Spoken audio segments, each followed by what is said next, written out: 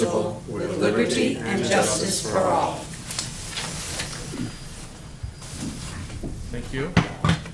And do we? Oh, never mind. As customarily, I will read the mission statement of the school district. The Newmarket School District is committed to the highest standards of quality education by creating a safe and successful learning community that embraces diversity and responds to the social, emotional, intellectual, and physical needs of every child. We are dedicated to fostering links to the broader community to ensure that students develop lifelong skills, enabling them to be contributing and productive members of society. Okay. At this point in time, I welcome visitors, and I guess before we move too far into the meeting, as this is the first meeting after the election, it's by definition an organizational meeting. So at this point in time, my role as chair for the last year is over, and we need to choose new chair and vice chair going forward. I guess so. Forrest, as your vice chair, perhaps you could facilitate that piece? I'd be happy to. Are there any nominations for chairman of the Newmarket School Board? I'd like to nominate Cliff Chase as chair of the school board. I'll second that. Cliff has been nominated by Linda and seconded by Chet. Any other nominations? Seeing none. Any discussion? Hearing none. All those in favor? Signify by saying aye. Aye. Those opposed? Passes unanimously. At this point, Mr. You may have your gavel back, sir. Well, thank you.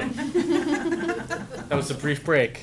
That's all you get. That's all you get. Do we need to elect the vice chair? I think that's appropriate, yes. Thank you. And so then I would entertain nominations for vice chair. I'd like to nominate Forrest as vice chair. I'll second that also. Okay. Are there any other nominations? Please. Okay, well, hearing none, all those in favor of the nomination signify by saying aye. Aye. Opposed? Once again, unanimously, we have a vice chair. For the record, please note my abstention in the vote for vice chair, and I believe Mr. Chase also abstained in the vote for chairman. I did, yes. Thank you for that item of clarification. You could have voted, you could have said nay, but you'd have lost. So. True. I thought about it, too. And thank you for taking on that Yes, important thank you role. very both much. of you. Well, thanks for your confidence. I appreciate that. So, is anyone of the public like to make comments about the agenda items this evening? Okay. Then let's move to the approval of the minutes from our last meeting of May 1st. Do I hear a motion regarding those? I'll make a motion to approve the minutes of May 1st, 2008. Thanks, Chet. I'll second that. Thanks, Linda. Any discussion, comments regarding the text? Okay, all those in favor of the motion signify by saying aye. Aye. Aye. Opposed? Aye. No opposition from me. That was a late aye. Okay. The non-public session that evening.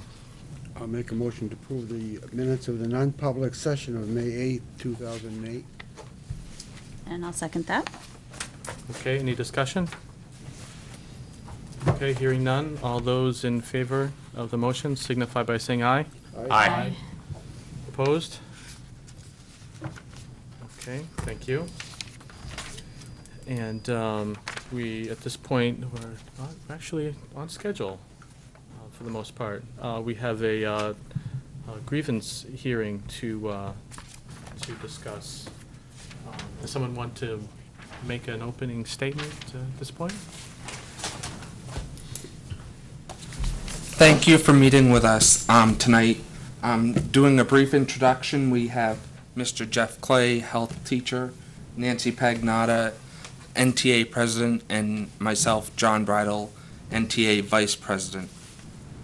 Ladies and gentlemen of the board, as you are aware, we are here today due to a misunderstanding or misinterpretation of the negotiated agreement between the Newmarket School District and the Newmarket Teachers Association. It is our sincere hope that you will clarify the negotiated agreement and resolve this grievance as expeditially as possible. I will now read a statement for Mr. Clay. As you guys are in possession of his grievance letter with regard to observation and evaluations and how he believes the district is in violation of the negotiated agreement. Our grievance, the NTA's grievance, seeks to qualify two major points. The first one, who is the immediate supervisor of the professional teaching staff at Newmarket Junior Senior High School? As identified in Article 7, Teacher Conditions, Section E, which states, evaluation, observation shall be conducted by the employee's immediate supervisor. Part 2 is, must the immediate supervisor be a certified administrator, as I believe is implied by the negotiated agreement in Article 7, Teacher Conditions, Section E, which states, evaluations, observation shall be conducted by an employee's immediate supervisor or other certified administrator. The words other or other indicate to me that the immediate supervisor must be a certified administrator. The third thing that we would also like clarified is, why is it in the high school but not in the elementary school that they do not have a third-ranking person doing observation? The logic for Jeff's belief is that only certified administrators should be immediate supervisors of the professional staff are numerous, and a few of the most clearest ones to him include the following. This is what the negotiated agreement states in unambiguous terms. Professional educators deserve to be treated as professionals. We deserve to have our educational professionals who are educated in teacher supervision and writing evaluations doing observations and evaluations. Having non-certified administrators who may lack these skills, who may or may not have the same education level or less teaching experience, supervising their colleague seems to be inappropriate and of little value. The professional teaching staff at the high school consists of approximately 40 certified teachers. There are, I believe, 3 certified administrators who are currently employed as such in the building. Doing the math, this equates to approximately 13 professional staffs for each certified administrator. This does not seem to be an unmanageable number of subordinates for these administrators to supervise. Please remember, teachers are only required to be observed once per year, and they have the option to choose how they are observed.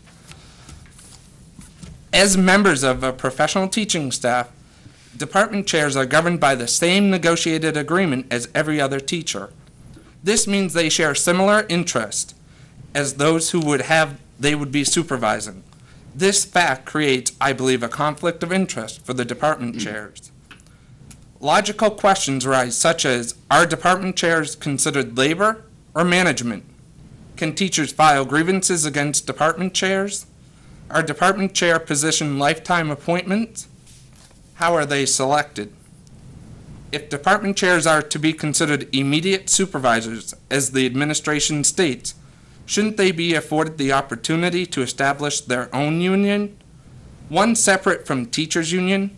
Or at the very least, I believe that they should be removed from the teachers' union, as their interests concerning contract negotiations may be more in line with the district interest than the teachers. These questions and others must be answered for the professional staff, if in fact department chairs are considered to be their immediate supervisors. What constitutes enough supervision for a professional teaching staff of 40 teachers? With 3 certified administrators in the building, 7 department chairs, paid teacher mentors, not to mention the superintendent, curriculum coordinator, and special education director, one would think teachers may be over-supervised. During Jeff's 7 years as a professional educator at Newmarket Junior Senior High School, he has always known an immediate supervisor to be Miss Deborah Brooks. On every issue, big or small, he has always gone directly to her and her to him. On occasion, he has gone to the assistant principal. Whether for a leave request, classroom management issues, discipline problems, or any other administrative task or professional or personal problem, Mrs. Brooks has always been his immediate supervisor. The one exception is for completing a budget request items. For this purpose, after completing the form, he turns them into the department chair. To date, he has not been informed of any reason that he would consider a logical explanation for why the administration believes department chairs should be an immediate supervisor for the professional staff. What he has heard is things like the language of the contract is muddy, observations are not the same as evaluations, and past practices in other districts include department chairs writing evaluations/observations. I will now take a moment to briefly speak on each of these justifications. Before I do that, any questions thus far? No? The teacher in you is coming. The language of the contract is not muddy or ambiguous regarding who may conduct observation evaluations. Article 7, Teacher Conditions, Section E, states, evaluation/observation shall be conducted by the immediate supervisor or other certified administrators. The language is clear. The immediate supervisor must be a certified administrator by virtue of wording or other certified administrators. Section 2, there is no distinction made in the negotiated agreement between observations or evaluations. In fact, the words are always used together and are in fact interchangeable. The fact that administrators are required to complete a summative evaluation at the end of the year on teachers validates this, as it simply summarizes previous evaluations made during the school year. The negotiated agreement signed by the District and Teachers Association does not include a provision stating past practices or other districts will be adhered to. To the best of my knowledge, past practices cannot usurp the specific language of the negotiated contract. In conclusion, we would like to thank you guys for hearing Jeff's grievance. Our only motivation is filing this grievance is to clarify the misunderstanding of the negotiated agreement. We are certain that you guys will be able to come to a workable solution for everyone involved in this manner. At this point, we'll take questions that you guys have. Thanks for making that presentation. Oh, good. That was my first question, was going to be, can I have that in writing? Yep. There'll be a quiz? Is that what I heard? It's a teacher.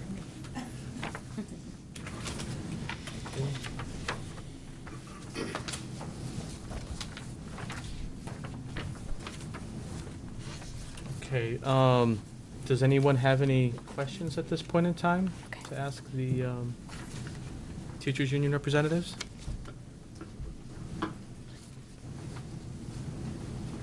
Okay.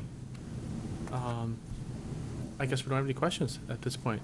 One but, last- My turn. certainly. One last thing I would also include, we did an informal survey of the department chairs, and of the 3 or 4 that we talked to, not one has been trained on the new supervisory model that the district worked for a whole year on creating. So that is another concern that came up with this. And that's 3 or 4 out of a total of how many department heads? Is it 7? 7. you said? 3 or 4 of 7, so slightly less than 50% or Yeah. just thereabout.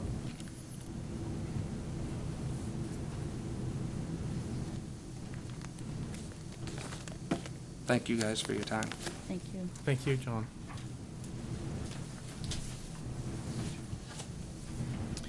Elaine, would you like to speak to this? And I would like to say that Jeff Clay and I have had several meetings about this, and they've always been as thought-provoking and well-organized as the presentation that we just heard. And he raises very good questions that we need to be considering.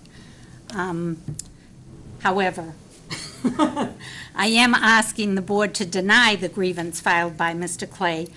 The language in question here is line 472 and line 473 of the teacher contract that says, evaluations/observations shall be conducted by the employee's immediate supervisor or other certified administrators.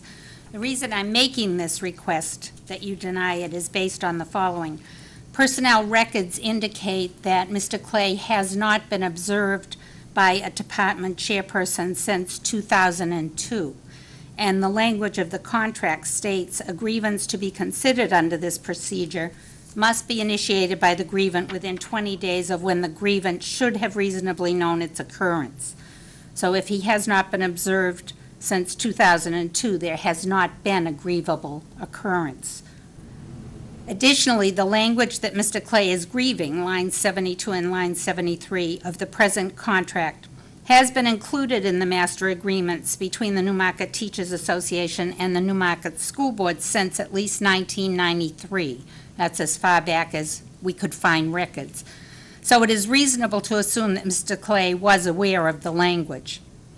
Additionally, the practice of department chairpersons observing members of their department has been in place since at least 1997, according to Principal Brooks.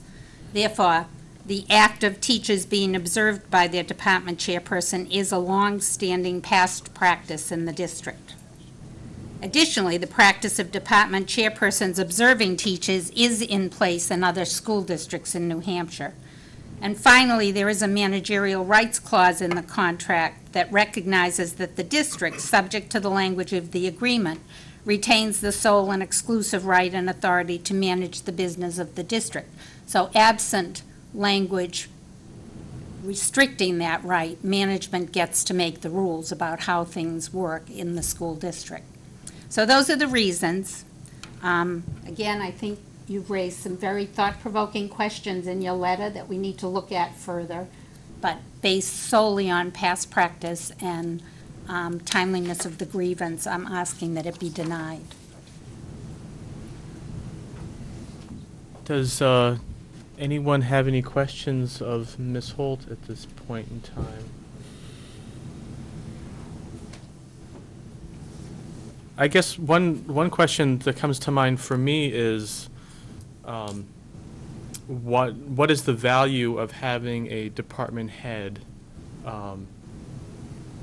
be a observer slash evaluator? If that's being done in many districts, why would we want to do that?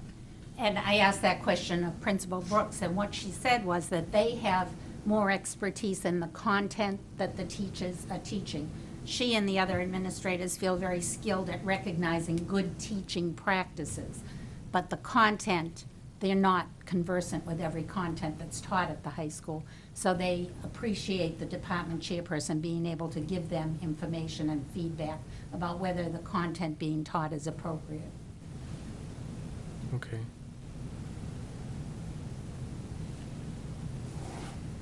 Any further questions or clarifications folks are looking for at this point? Later in the meeting, we will we'll go into non-public session to discuss this as there's a personnel layer to it. I think it's appropriate that we do that. But hearing no further questions, is there anything you'd like to clarify further at this point in time? For Mr. Clay, the observation spoken of done by Mr. Fabiano was at Mr. Clay's request in order to get certification for the state in the area of health. So it was not a administration decision, it was Mr. Clay's decision to have Mr. Fabiano come into his classroom. And that is the observation we're talking about back in '02? Yes. Okay. So that was feedback for the purpose not of performance appraisal within the district, but for your I was getting a second certification in a different field. Okay. Of which Mr. Fabiano was my mentor, if you will, and so part of that was he had to conduct an observation for me. And it's in my files that the observation was completed. I believe it was part of the certification to add that additional certification on. So that was the reason that took place. Okay. So, Perhaps I didn't hear correctly, or just a clarification, if I may. That observation, was there a written report of that observation? yes, sir. And that written report was provided to you, of course? Yes, sir. And was it provided, was it provided to the principal? Yes, sir. And so it does exist in your personnel file? That's correct. Okay, thank you. Thanks for those clarifications. And I guess there's no further questions regarding this matter, so I thank you for bringing this to our attention. It's certainly something we want to get resolved. And as you requested in the very beginning, we look forward to expeditiously putting this behind us. So hopefully later this evening, we'll have clarity on that. Okay? Thank you all very much. Thank you. Thank you. Could we make a slight revision on the agenda? Pat Ballantyne is here to speak about the professional development master plan and adequate yearly progress. So could we go to that To do topic those, right after she talks about the professional development master plan, just so she can get out earlier? sure. So we'll move the tuition, effectively move the tuition survey. UNH The survey. UNH survey and the tuition options. And now that we have a quorum, I will be leaving at 7:45. Okay. Terrific. Well, not good that you're leaving, but I'm glad we have those issues resolved and are able to move forward on that. Is that okay, Pat, if you would? John's a little taller than you, I think. Yeah, a little bit. I can never get this part right. Good evening, and thank you for inviting me in to the meeting. You have in front of you a copy of the Professional Development Master Plan that will be submitted to the State Department of Ed probably by the end of next week by hand. This group started a year ago to work in a small group formation to rewrite the entire professional development work of art.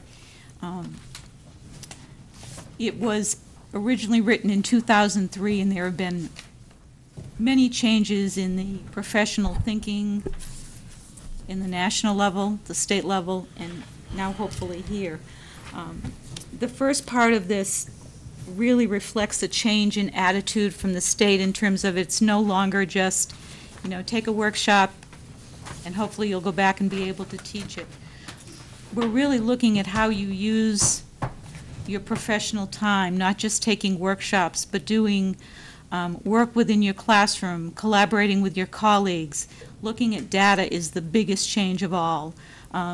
We call the Horace's Circle of Inquiry is a model that we use in framing what we do in the classroom for our teachers, and it's looking at the data, whether it's numerical or certainly just observations and understandings of how your students learn, and making some goals based on that data, working with your students based on those goals and certain instructional strategies, and then looking at the data again and continually making revisions. It becomes a circle because you're continually inquiring, how do I make it better? How do I change what I do so that more students understand why we're here? That's basically one of the premises that was a big change for the state when they asked us to rewrite our plan. Some of the work that we did was purely cosmetic, just tightening up little loose ends, pieces of information, things that were important in 2003 certainly had changed the focus by the time 2008 rolled around. So up to about page 7, there are really no changes other than purely cosmetic. We talk about, the mission statement, the commencement goals, all things that we're familiar with in every document that we write for the district, whether it's been the strategic plan or professional development. In 2 weeks, we'll be back with the technology plan, and you'll again see similar pages. The first time you really see a change is the purpose of why we do professional development. And that starts on page 8. And I'm not going to do a bit-by-bit walkthrough for you. I will tell you the important changes. It really reflects the state's philosophy, especially with the new commissioner, about the whole child. You know, it isn't just about the child learning the basic 4 core content academic areas. It's about the child learning to be a problem solver, learning how to make good choices for himself and for his peers, learning how to collaborate, learning about what the big world really is about. We now know not every student goes on to college. That's okay. They have other goals, they have other dreams, and we have to help every child achieve the best for them. And that's truly what our mission statement talks about. It isn't just this group, that group. It's about every child who walks through those doors. Our job is to make sure that we are prepared enough to teach every child. And that's truly what professional development has been about in this district. Whether it's learning how to do, you know, special needs students, whether it's learning how to use technology, whether it's learning how to reflect upon one's own practices, it is truly about making every student successful in this district. I think you'll see a little bit more effort in terms of combining our efforts with the 2 schools combining. I know for a while we've had kind of this drift. This is this building, this is that building. We're working, we have a committee already in place to start looking at how to form professional learning communities that will make that gap a little less open. When you go on to page 11 and 12, these are the annual plan. In the original, or the form that we're now replacing, this schedule was a little more concrete. This is truly more representative of what we do and what's a realistic goal. We have a committee that is elected that represents staff, administration when we meet and plan. We have to make sure that the staff understands what this plan looks like, what the responsibilities of a teacher are in doing professional development, whether it's filling out a form, whether it's filling out a goal sheet. That becomes everybody's goal in working together. Our process starts really early. We've already put out a survey to staff as to what they would like for professional development for next year. That's part of this annual plan. We'll look at that, and next week we have a planning meeting. We'll look at those goals. We'll take those to our meeting in the administrators group in the summer, again look at them, and then start planning how our professional development will look. Some of that will change when I discuss the AYP process to you, but that's a different discussion. So the next 2 or 3 pages talk clearly about how the program will work. What is the timeline? When do we send out surveys? When do we set goals for staff? We then go on to the basics of how to set goals, how do staff set goals, who do they set them with. One of the biggest differences is being able to use data, and the State Department's done a great job by allowing us access to Performance Pathways, which is a web-based program where teachers, administrators can now access the data from our Northwest Educational Assessment, our NECAPs, the Dibbles Ames Web Assessment, and we can truly look at individual student scores, class scores. We can do all kinds of data analysis with it. And that becomes part of our professional development, looking at that data and changing what we're teaching. That's the reason we have it. If this isn't working, what as a teacher am I going to do to make that change? Do I have to take more instruction on a content area? Do I need better strategies? Are there books? Are there staff just within the building I need to spend some time with, if observing, if nothing else? And I think that it tells you on page 15 all of our jobs and responsibilities within the committee. We then go through to what I think is important, of course, because it says curriculum development, connected to professional development. In looking at this cycle on page 16, it's a review cycle, and it outlines for staff and administration and yourselves as to how and what we are looking for in content in terms of, are we analyzing the content? Are we content areas? Are we looking at books? Are we looking at resources? Are we looking at technology? Are we just implementing new things in each core area?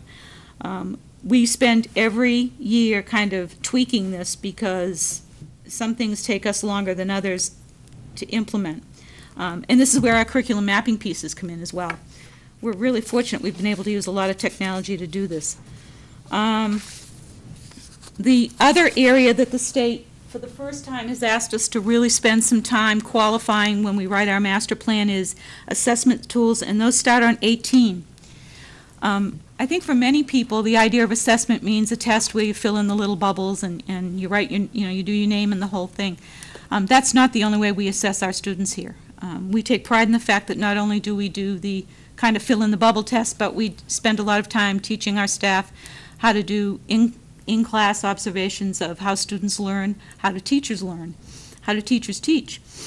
So we have listed in great detail the data sources, how it's collected. For example, if you look on the very first block on page 18, we have New England Common Assessment Program, known as the NECAP.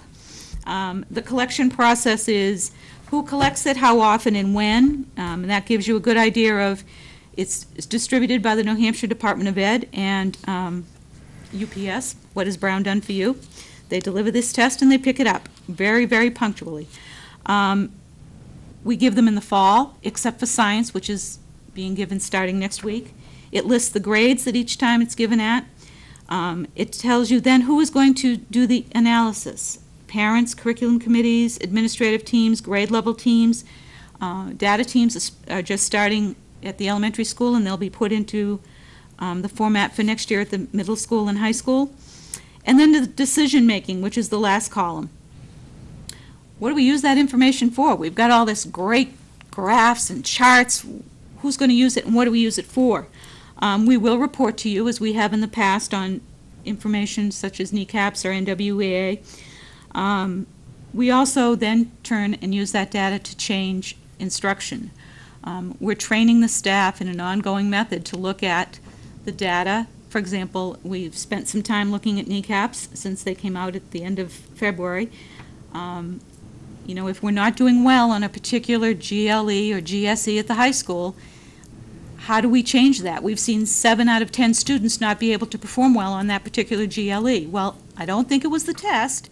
So we go back and we talk, we collaborate. Well, I think we could be doing this, I think we could be doing that. Let's all try that and come back and talk about it again after we've given some assessment of our own. It certainly provides the teacher with a more personalized approach to how they're teaching. And I think by having these assessment tools all clearly outlined for everybody, even people who don't use them, because not everybody in the district uses all the assessment tools we have, they can clearly see in a child's record, oh, NECAPs, SATs. I always wondered when those came out and who did what. I think it was a very valuable process. Those are standardized measures we have starting on page 20, non-academic measures, things like the attendance rate. One of the areas I know that we have begun to really look at the middle school and high school is how does attendance rate affect their work? I mean, we've always had a premise that it probably doesn't help when you're out a lot, but now we have actually data to look at. Okay, if you've been out 21 days, we certainly are going to be wondering, the clue is there that that's probably why you're not doing so well. Career assessment, which comes from Nancy Winterbottom's program. Parent-teacher conferences, which is especially important when, you've got a child that's struggling and a 15-minute conversation with a parent is usually very eye-opening and has valuable information as to, oh, that explains a whole lot, and you don't need a standardized assessment to tell you that.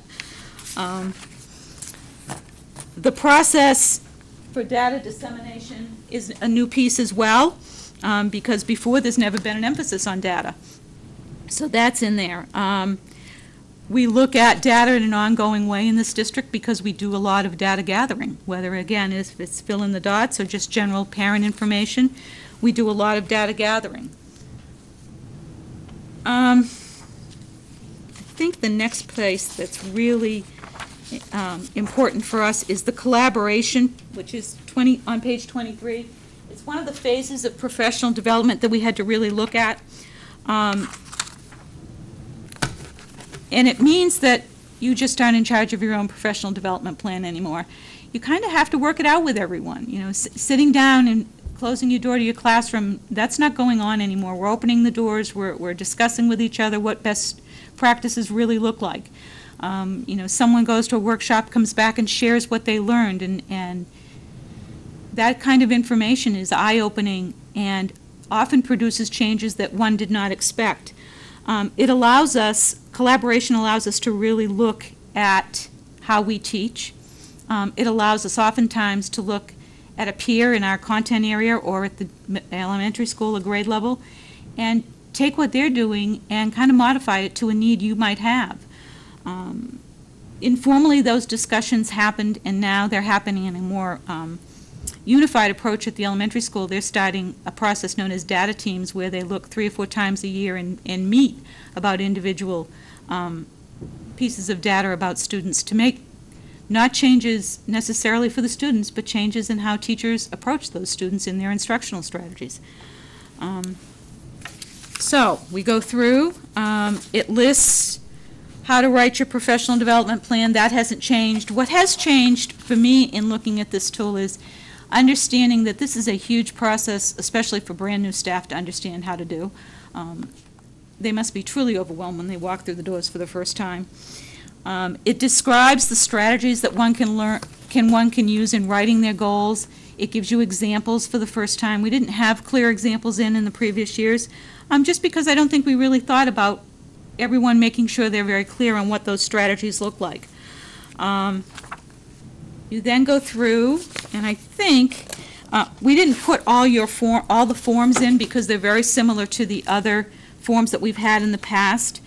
One of the things that I like is, for the first time, you can do a project over a 3-year period, which is what teachers are certified, 3 years at a time. You can do a 3-year project in that time, even with a small group of teachers in your content area or your grade level. And 3 years is a great time to be able to start a practice, use some data, collaborate, go to some workshops, change what you're doing, and really see how that change works. And to improve student learning, because that's the biggest change of all. From the previous professional development plan to this plan is no longer is it just about teachers and their goals. They clearly define the teacher's goal as being, your job is to make every student a successful learner. So we've given them all kinds of strategies, all kind of formatting. We've included the technology issue, which in 2003 when they wrote it was almost non-existent. And I'm guessing by the time this one expires in 2013, it will look very different just based on technology. We are working with the technology department in an ongoing basis to put this format up on the website so that teachers have access to the whole plan. They will have access to the forms that are necessary. They will have access to listings of workshops, we hope, within not just this district, but my goal is to have it from other districts as well. They have to accrue the same amount of hours that they did before, and a workshop approval process is exactly the same as it was before. But I think staff is going to be more pleased with, they have a little more, not gray area, but the boundaries are less stringent upon you have to do just workshops or coursework. There's more collaboration process, there's more professional readings, there's more looking at data and showing individually how you're changing, and that counts as professional development. You're improving your own skills. So that's basically what all this is. It took a whole year, and Chuck can attest to that. He met with us at least once a month. Interestingly enough, the 4 or 5 of us who worked found that we had a strange connection, that we were all very much grammar people. And we got into some lengthy discussions on how they used to teach grammar and how they still should. So, any questions? This format will go to the State Department. I know you've had a chance to kind of preview it. Are there any big questions for me? A lot of work, but I'm very pleased with the end product. Just a comment, if I may, just, having certainly worked my way through several of these types of documents, done a very, very nice job, both in the organization and making sure that it's clear. I did take the time to read it at home, and digest it a bit, and I think it's very usable, and I think it's very excellent work, and thank you. You're welcome. Yeah, I would also, say to the people that in working with these people in developing this document, it was really enjoyable and an eye-opener to not only talk about the grammar. I mean, these people are real sharp. Thank you. I wanted to say thank you because I appreciate that at each meeting it kind of flows. The topics seem to flow. We covered the assessment, the test scores, and then Mr. Thompson came to speak about the data teams.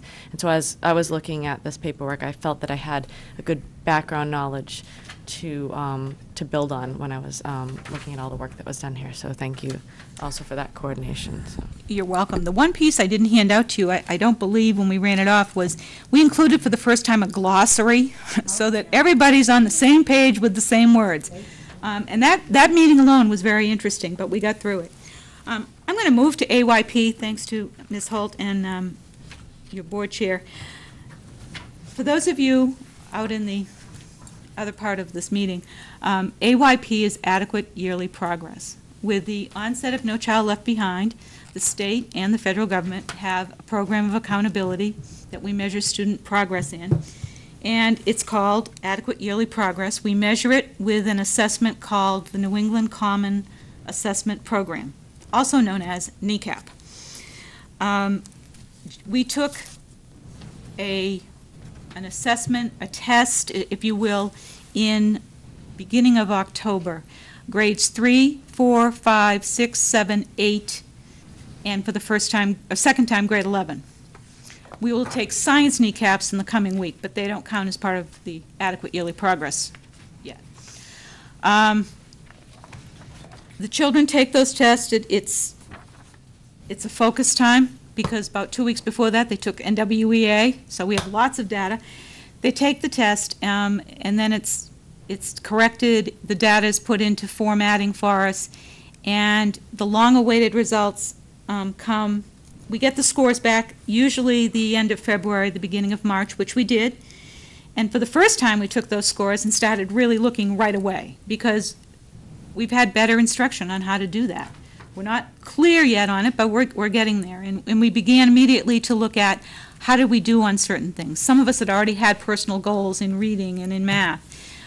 We wanted to see how particular students had done, as well as the whole district. They don't give you the adequate yearly progress report for another, well, May 7th we got that piece of information. The adequate yearly progress certainly tells us whether or not we've met the target that the state sets down. For the first time, we did not make AYP in math. Now, those results are the whole school. There are subgroups, and if you don't make it in a particular area throughout all 3 buildings, you are known as not making AYP in that subject area. At the elementary school, we did not make AYP in reading for the 2nd year in a row. That makes us a school in needs of improvement in reading at the elementary school. Now, as you recall, I came to you last May with the understanding we would put a core reading program in. That's hopefully going to help us. We're doing response to intervention, we're doing the data teams, we're looking at what we're doing and hopefully making it better. We will have to file a school in needs of improvement plan. On May 29th, Mr. Thompson and myself and several other individuals will travel to Concord and write that plan. We've already gotten some information to start doing that. I don't know whether you call it good news, bad news. We are a Title I school, so we're entitled to some money to help us do that at the elementary school. We were not a Title I school at the middle school last year, so we didn't get money for professional development. We will get some money for this. We then have to work real hard to boost those students, to make sure they're making progress. The part that kind of makes me relook at some of this is we did make growth.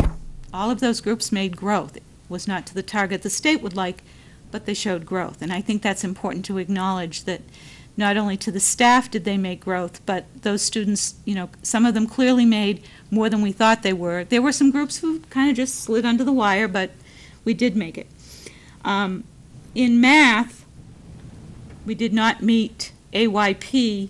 That does not make us a school in needs of improvement or a district in needs of improvement because we've not missed it 2 years in a row. And early on, when we got these scores back, I sat down with math department at the high school and middle school, and we started looking right away. I really wanted to be proactive because if we wait to start to fix things, we have to come back in October and take the test again. And it's like, okay, we've got 2 months and, we're on fast forward here. I met with them again yesterday with our new to be, I guess, principal, Chris Andriski, and we came up with some action plans for the middle to senior high school. In the past, we've had summer reading, and we will again have summer reading K-12 this summer. We will have summer math packets that will go home grades 6 to 12 this year. They will contain some website work. They will contain work that's a review of the level you just left, some extra practice on basic math fundamentals that the department spent some time establishing yesterday based on NECAP scores, and then they will go on. The last part of that review or that packet will be a basic understanding of what you're getting yourself into next fall when you go into math. There are no strings attached. If you don't get to it, we're not going to, put you back a year, but we're hoping, and by my saying this on TV tonight, that parents will understand that piece of work will come home this summer. We're working out now whether we should offer a quiz grade in return for bringing it back. We are going to put the answers up on the website shortly before school starts so that struggling students and parents will have kind of a helping hand here. If you lose your packet, we will have extra packets on file here at the SAU and up at the high school, just like we have extra reading materials available when we do summer reading. We are looking at the junior senior high, putting a math lab, math study hall into effect for next fall. We're looking at how and when we teach certain subjects. The 11th grade math test for NECAP had a great deal of geometry on it. Some of our students are just starting geometry when they take that test. So we're looking at how we teach geometry. Should we teach a semester of algebra, a semester of geometry, and then another semester of algebra, and then another semester of geometry? We're playing with that kind of information. I've spent some time talking to other districts. They took this very seriously. Also going into effect starting next year, we've had this format. It's about a 5 to 10 minute review every day in grades 6, 7, and 8 of basic math facts or skills. We will have that in effect grades 6 to 12 next year if you're taking math. It's kind of a little mini workbook. You come in, you do that, we correct it, we talk about it, the teachers look at progress over a certain amount of time. They also begin to look at, okay, what is the type of thing that child continually has trouble with? Or what group is continually succeeding with this so that I could move them forward a little bit. So those are the kinds of things we're looking at. At the elementary school, we have everyday math, and this is the first year we've had everyday math, K to 5, I'm excited to say. And fifth grade team is planning on going to a 2-day workshop this summer to continue their work with everyday math. The students who struggle with everyday math have been given some what we call additional intervention. We're looking at programs that we're kind of using one as a pilot right now to help those students. I'm pretty sure that's actually the program we're going to go forward with. The language is a little clearer, but it strongly is parallel to what everyday math is asking us to do. It just slows it down a little for them so they get a good grasp before moving on to other things. I've made it clear, though, that I want them part of the classroom experience before that intervention happens. So in scheduling, they're part of the regular classroom experience for math, and then they get, similar to the reading tiered intervention, they get a tier 2 math intervention, which we found in reading is important as well. So that's what we're looking at. We just finished NEWA testing this morning, so in another probably three weeks I'll be back here to show you the end of the year growth targets for NWEA. That's it. Questions? I have a question, Pat. I'm having a hard time reading the summary report here because when I was looking at it before the meeting, it looked to me like we were making adequate yearly progress because it says yes, And the whole group? pretty much down all of the columns except When you for hit a one subgroup, subgroup. and that's what we So did. if one subgroup does not make adequate yearly progress, then the whole school is considered not making That is adequate. correct. Okay. It's painful. That is a comment that I was going to make, because I think it's very important that the community understand that the way the system is set up, every child is, and should be and is considered equally in the process. Yes. And if a child with an educational disability does not meet the standards, they are considered in the same light as a student without an educational disability. So school-wide, in all of our areas, at all of our schools, we made adequate yearly progress. Right. It happened. But there was one subgroup, and in reading and math at the elementary school, and math at the high school, and math at the middle school. And that is, unfortunately, that is both our educationally disabled students who are held to the same standards as everybody else, and in one case, which was the high school math, also our economically disadvantaged students. So if one of those groups doesn't make it, the entire school receives the label. And so overall, our progress continues to be positive, but we need to continue our focus on those groups of students particularly. I would be curious to know what some of the year-on-year data was, not with specific names because they're not relevant to our discussion, nor should they be, but with the, how the group of educationally disabled third graders did this year versus last year, the same group, because these tests, you have to remember, measure this year's third graders against last year's third graders. So when you're not measuring the same group of children, you are going to get different results. Particularly when you're in a fairly small district like ours, Right. Yes. where the numbers aren't. And then One or I two numbers show up very discreetly. That really just kind of. I hope we're going to, one of the big keys to this is outreach to parents and what we can do at home to support this. My comment, I'm going to have to leave in a few minutes, unfortunately, tonight, so I want to make my last comment. And on the summer work, I wholeheartedly support that. The United States has, if not the shortest school year and school days of any industrialized nation in the world. We're awful darn close. And it's the relative value that we as a culture place on education, individually and per family and in communities, that can be very high. But as a culture as a whole, we don't place our priorities on that time in the classroom and learning that other cultures and other nations do. So the summer work, I think, is imperative. We still operate our schools on an agrarian calendar that was designed about 1870. We take off spring breaks so that the kids can go plant the fields, and we're off in summertime for harvests. And last I checked, not too many of us are doing that anymore. So, yeah, that's the calendar that we have come to like and want for a variety of cultural reasons. And we have relatively short school days, and so these are important things that I'm hoping families continue to support, because that bridge between over the summertime between one year and the next has to be, has to provide a focus on education and on especially on reading and numeracy. So thank you. Thank you.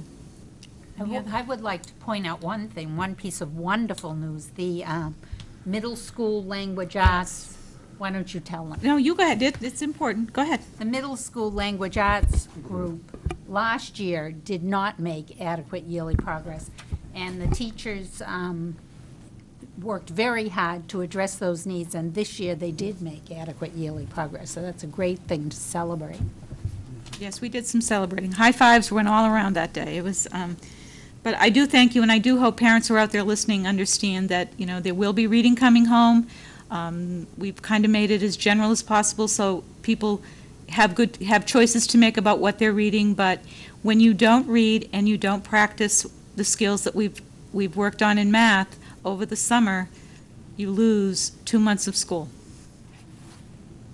It's just because. So you're saying the first 2 months of the year are catching up to where you were in the spring?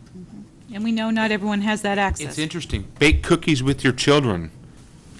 Yeah. The fractions involved in measurement, and it's even those simple things we embed in our everyday life that You once don't you think can about. use and do, they stick with you. So, I mean, just do the simple things. Bake some cookies. Keep a calendar of events. I mean, I'm not kidding. I mean, that's... When your child uses even simple things like blocks, ask about the shapes.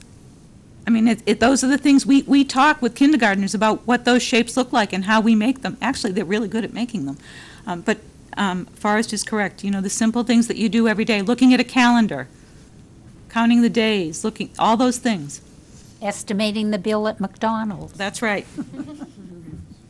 Take them grocery shopping.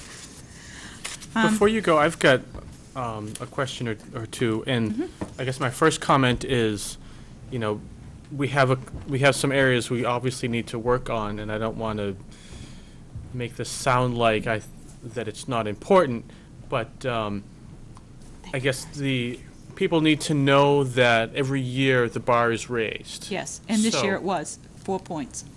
So we're not, this isn't the same standard that we were using last year. Every year it gets harder to make AYP in all areas. Yes, can I add that by 2013-14, they expect 100% of the students in the state to have made, the target growth.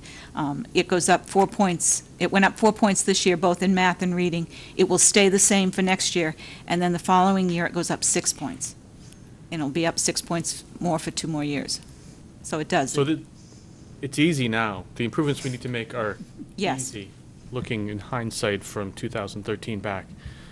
And I guess my other question, I don't know if there really is an answer, but when did the kids take this test? And we just got the data back not very long ago. We took it in November, and we got it back this time, I want to say the beginning of March. I think it came like the second week we came back from February vacation, we had the results. We don't get the AYP listing, however, until May 7th, so that's another 2.5 months. Last year, we got the AYP recommendations the day school started, and took the next test 3 weeks later. So they're doing better at Yes. meeting their... I think and- they read the message very clearly that we can only improve if we know about it less than 4 weeks ahead of time. So that's why, we immediately got the scores back this time, and we started taking apart. We felt the math scores were low. We had no idea if they'd make AYP or not, but we knew the math scores weren't where we wanted them.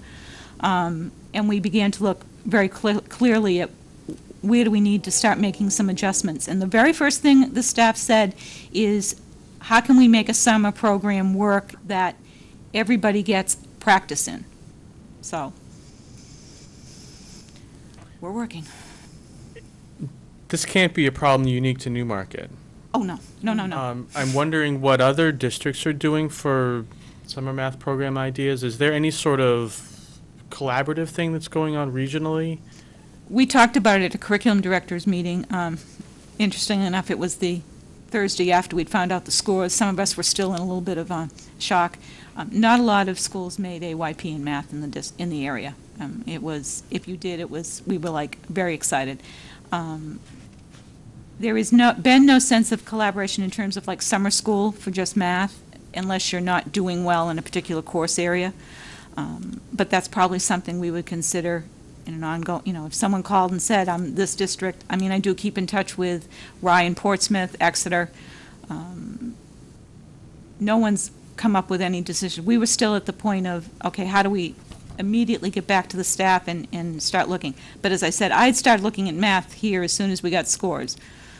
Reading is an ongoing, it's the first year of the program, we're making strides. Putting the bar up, the 4 points is probably where we have our issue. But, that's the issue, we got to deal with it and move on. So just to recap, we take the test a month after they start school. We get the results at the beginning of May. No, we get the first results, we get the We get scores. the data Yes, scores, back, okay, I'm sorry, around the end of February. usually, yes. And then we start looking at that, and by May, we know that we need to improve, well, we haven't met. My goal is we're always going to improve. We just don't know how in-depth we generally have to go, or if we have to file a school and needs of improvement plan or anything like that until they come out again in May. So, with their but listing. I guess my question is, then you spend your summer filing a needs improvement plan, and by the time all of that work gets done, you're immediately in taking the next year of tests. Okay. That's the way the program is designed. But I think it's important to remember that as soon as we get those results in February, we're looking at individual children and designing program modifications and supports. This AYP designation that we just received only tells us whether or not we've met the No Child Left Behind standards that the state sets to indicate that you've made adequate progress. But we get the results and are able to make productive use of them about halfway through the school year. Linda? So, and just, I'm sorry, Okay, bear it's with me. okay. But, so it's the group that did not make AYP is the educational disability, children with educational disabilities. So if there's a child who has a disability that does not allow them to read, for example, they cannot read because of a disability, they are still expected every year to make progress in reading, even though they do not have the mental capacity to learn how to read. Do I understand that correctly? How can, you all know I'm not the special education director in town, and she could probably better answer that. I will tell you that we have several students who do an alternative to the actual formatting here, but we are limited to a percentage of how much the student population is in that subgroup to make an alternative assessment. Theirs looks like a portfolio, let's say. In fact, I believe that, I know that's the format they use. Yes, they expect everybody, because the mission is all of our students will learn. No But, child left behind. And that is Yes. great. I guess I just want to, so there are some, so then you can set it up so that these alternative programs for students who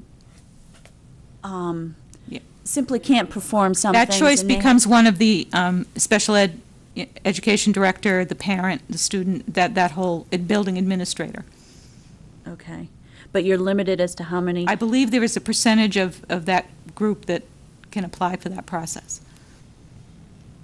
and- That's something Mrs. McNull could probably tell you about. Yeah, I mean, I'm just curious, because this happens to be the group that's not making the AYP.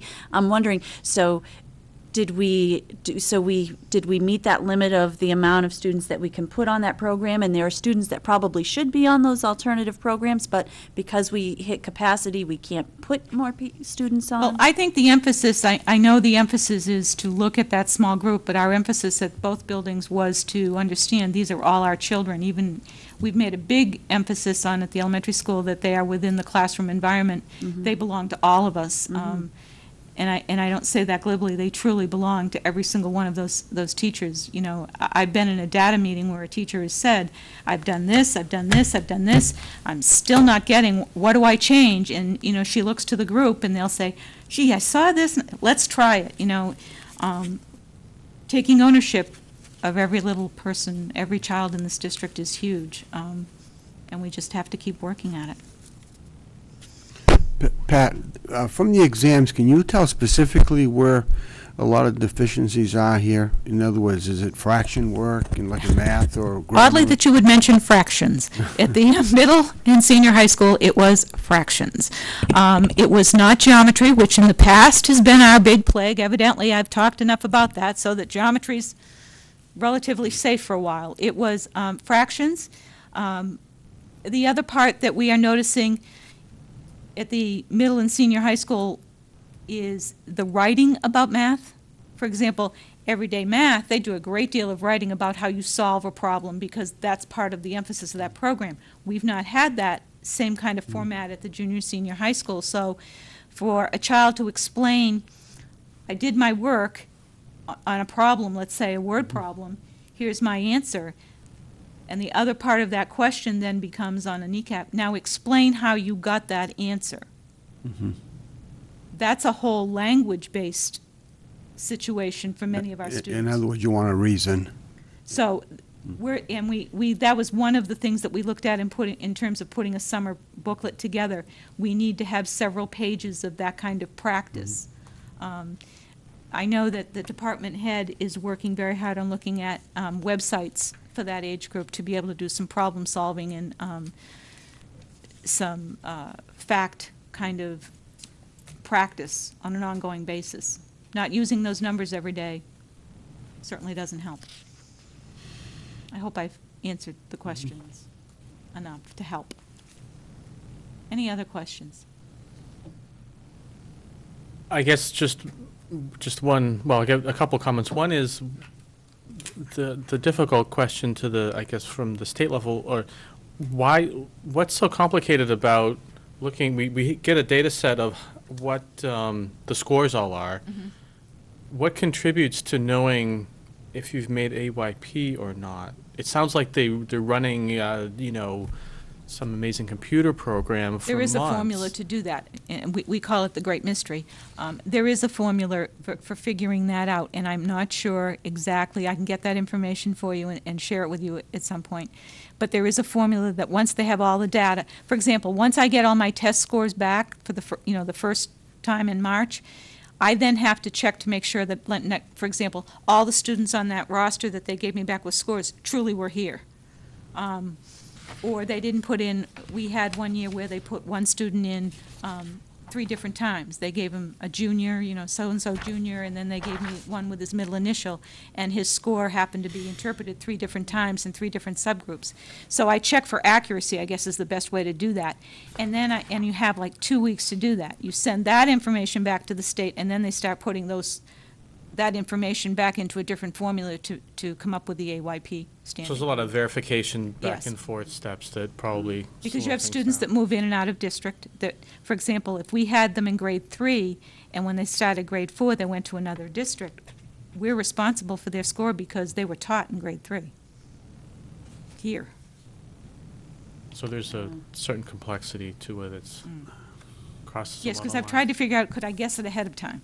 Mhm. I just know by looking at them whether or not, I think, my goal is when I look at them, based on some time with Kathleen Murphy, if I'm here and I don't see any movement up the chart, I still have to make some growth. Whether I made AYP or not, we have to improve. Because I know at the end is that 2013-14 goal of everybody's going to be proficient. And that leads me to my other concern, which is the original concern, I guess, maybe with the whole structure of this program, that we don't get so mired in making AYP that we forget about teaching, bringing every kid to, challenging every kid at every level, rather than focusing so much attention on getting the whole population up over a certain line. I think that's important to note for all of our parents, that one of the first things we look at was individual growth. That was the celebration part for many students, where if we didn't make AYP in math, we still had students that showed growth, and that's huge. That's the difference in the NWA program. We can clearly see whether or not they've made progress 24 hours later, which for staff is huge. I think the other part is, people have said, I don't want to teach to the test, and I don't want that to be the overriding theme, when they come back to school. The test does take a look at how we do on the state GLEs, GSEs, the expectations of what core content would look for reading and math. Our curriculums certainly don't contain just the GLEs and the GSEs, but someone has decided, the state and 2 other states have decided that those are the basic understandings, the basic foundations of what you should know in those core content areas. We have to make sure that foundation is in there, and that's what that test does. So that leads me to, to look at, are we making sure that that basic foundation is there? If it's like building a wall. If you don't have all the rocks or the bricks in alignment and solid at the bottom, if there's a gap, there's a hole, it won't last long. You won't be able to build upon it. There'll be no support. You can't do any scaffolding without it, so. Have I helped? Yes, thank you. And, Chet? Excellent. Oh, thank you. okay, thanks very much for You're welcome. presenting Thank you, Pam. both pieces. Thank you for letting me do them together. Certainly. Okay. To the UNH survey then. Hey, let me just let that stop.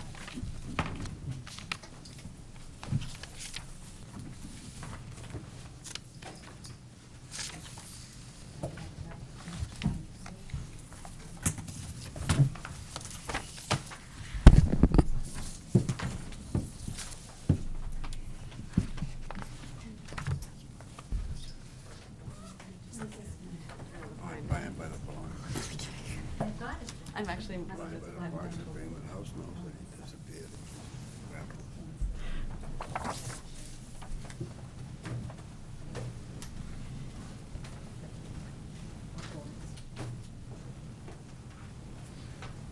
Lights off.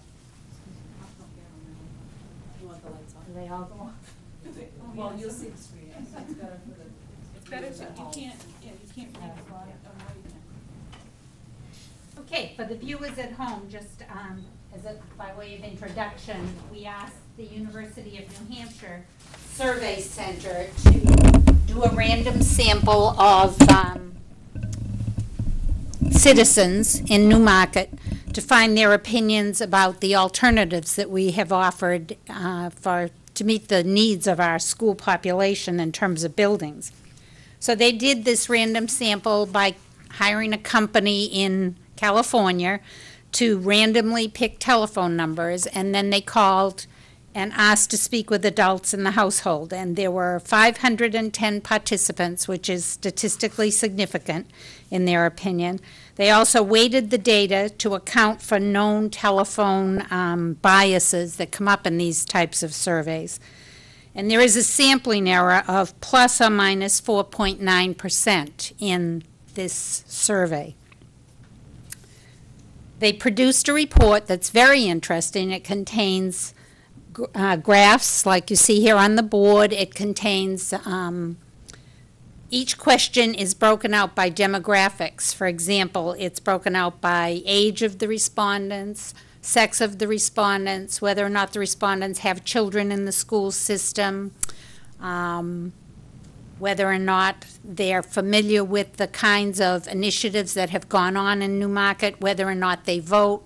So you can take the responses to the questions and then look at subgroups within the responses to find how different subgroups voted.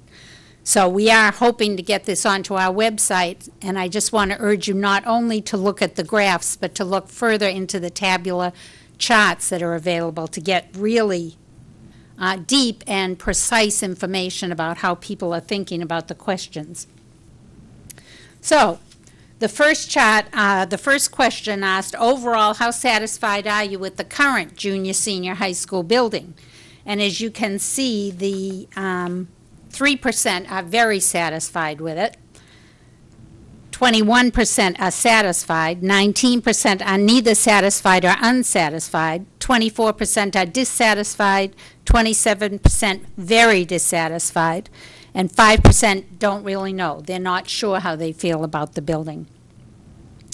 I'm looking in terms of combining the very satisfied and satisfied, and when I look at it that way, I see 24% are very satisfied or satisfied with the building. And then you can see 19% plus 5% is about 24% that really are neither or don't know, and 27% or 51% are very dissatisfied. So on this in this question, it's very easy to see that people are not happy. The majority of the people are not happy with the building in the district. Next, they asked whether or not you favor closing the high school and tuitioning the children out to other school districts. Not very many strongly or somewhat favor this. 29% strongly or somewhat favor this option. 62% either strongly oppose or somewhat oppose this option. The next question they asked, do you favor or oppose building a new facility for the junior, senior high school students? When you combine the strongly favor and somewhat favor, 57% of the people sampled do favor building a new facility. 36% either somewhat oppose or strongly oppose doing that. The next question they asked, do you favor or oppose refurbishing the current facility at the junior, senior high school? As you can see from the chart, 35% strongly favor that. 26% somewhat favor it. So if you combine those, you get a total of 61% of the samples saying that this is their preference, refurbishing the school, while 32% strongly oppose or somewhat oppose that. The next question, do you favor or oppose investing and purchasing property for future school needs? 36% said they strongly favored that, 23% somewhat favor it. So that's a total of 59% in that end of the continuum, and 32% somewhat oppose or strongly oppose that. These are going to be difficult to see, I think, but this was a forced choice. When they asked the people on the telephone, they said, which of the four do you prefer? Tuitioning out. The green line shows the top two responses combined. That means somewhere in the person's top two responses, they included the choice of tuitioning out.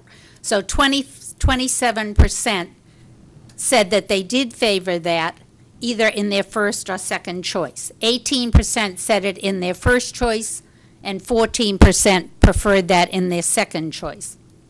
The next choice was build a new facility. 45% included that in either their first or second response. 32% stated it as their first response, 18% as their second response. But again, refurbishing the current facility received the highest response. 56% of the respondents included it in their first or second choice. And then purchase for future expansion, 32% included that in their first or second choice. And then there were some small percentages that said none of the above, other, or don't know. If there are questions as we go along, feel free to ask them. The next question asked, how knowledgeable would you say you are of the Newmarket School Board's effort to find a good solution to facility needs at the junior, senior high school? In the very knowledgeable and somewhat knowledgeable category, 79% indicated that they were either somewhat or very knowledgeable about it, which is really an excellent percentage. And 20% indicated that they were not at all or not very knowledgeable. But that's good information because that tells us that for 20% of the sample representative of the population in the town, we need to do some more education for that group. The next one, if the school bond article to build a new Newmarket junior senior high school was put on the ballot again with a 5% inflation amount added to the $32 million, do you think you would vote for or against such an article? 41% said they would vote for it, 53% said they would not vote for it, they would vote against it, and 6% didn't know how they would vote. Whoops. The next one, what would you say are the main reasons why you would vote for the bond article for the new high school? I've combined the first choice, which is new junior senior high school is necessary, with the needed to help improve quality of education, the fifth choice down. And that comes out to 59, 69, oh, wait a minute, between 70 and 89% of the respondents gave those two choices as their first or second choice. So a large majority of the respondents feel that the educational program is going to be improved and that the facility is necessary. But then they asked why you would vote against the bond issue, and I combined all of the responses that had to do with the cost, and 65% of the people gave the cost of the bond issue as the reason why they would vote against it. And there are other detailed responses in here that include things like renovating the existing building would be sufficient, want more information, don't know how much, well, no, I'm sorry, will not help to improve the quality of education. So there's a variety of responses, but the overwhelming majority was the amount of money that the bond issue was for. And then they asked an interesting question: how much do you trust the current Newmarket School Board and administration in making the right decision about the future of the Newmarket Junior-Senior High School?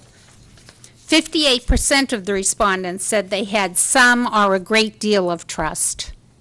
And 33% said they had not much or not at all, and 8% didn't know. And again, I emphasize you have to go back and look at the subgroups within these response categories to really get an idea of what people were thinking about in making their responses. As I looked at these results, I asked myself, well, now we have this information, what do we do with it? And I started thinking, well, what do the results really tell me? And that again drove me into the demographic information underneath each result. But then what questions do these results engender in my mind as I explore them? And then what are the next steps that the district should take as a result of knowing these results now? So if you're at home or if you're here, that's, I guess, the next thing we need to do is say, what use do we make of this data? This is a data-driven academic system, and we need to use the data well to inform our decision-making in this area also. Any questions? Comments?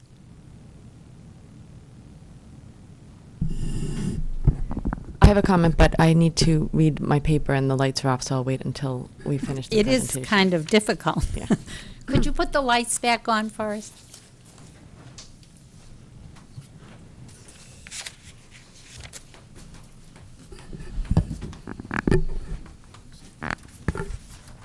Thank you, Elaine, for doing that presentation. I just wanted to share my thoughts of the survey at this point, if that's okay, and to is that something that we can talk about? Because I had some thoughts. One of the first things that came to my mind, because I did look at this data, I think probably about 10 times now, and asked myself a lot of questions. And one of the reasons that I am back on the school board is that I would like to see something happening next March with that facility, and I'd like to see some action. So I went back and I looked at some old school reports all the way back to 1990 that a resident had cleaned their attic and handed to me for some background information. And one of the things that is really sticking in my mind is that the superintendent at the time said, we understand that it's expensive to renovate or update the facilities, that it's quite a tax burden on people, and we'll do the best we can to live within the school facility that we have. And that was back in 1990, and that was 18 years ago. And in that year, there were 35 kids in the graduating class. And that same year, there were 85 kids coming in the kindergarten.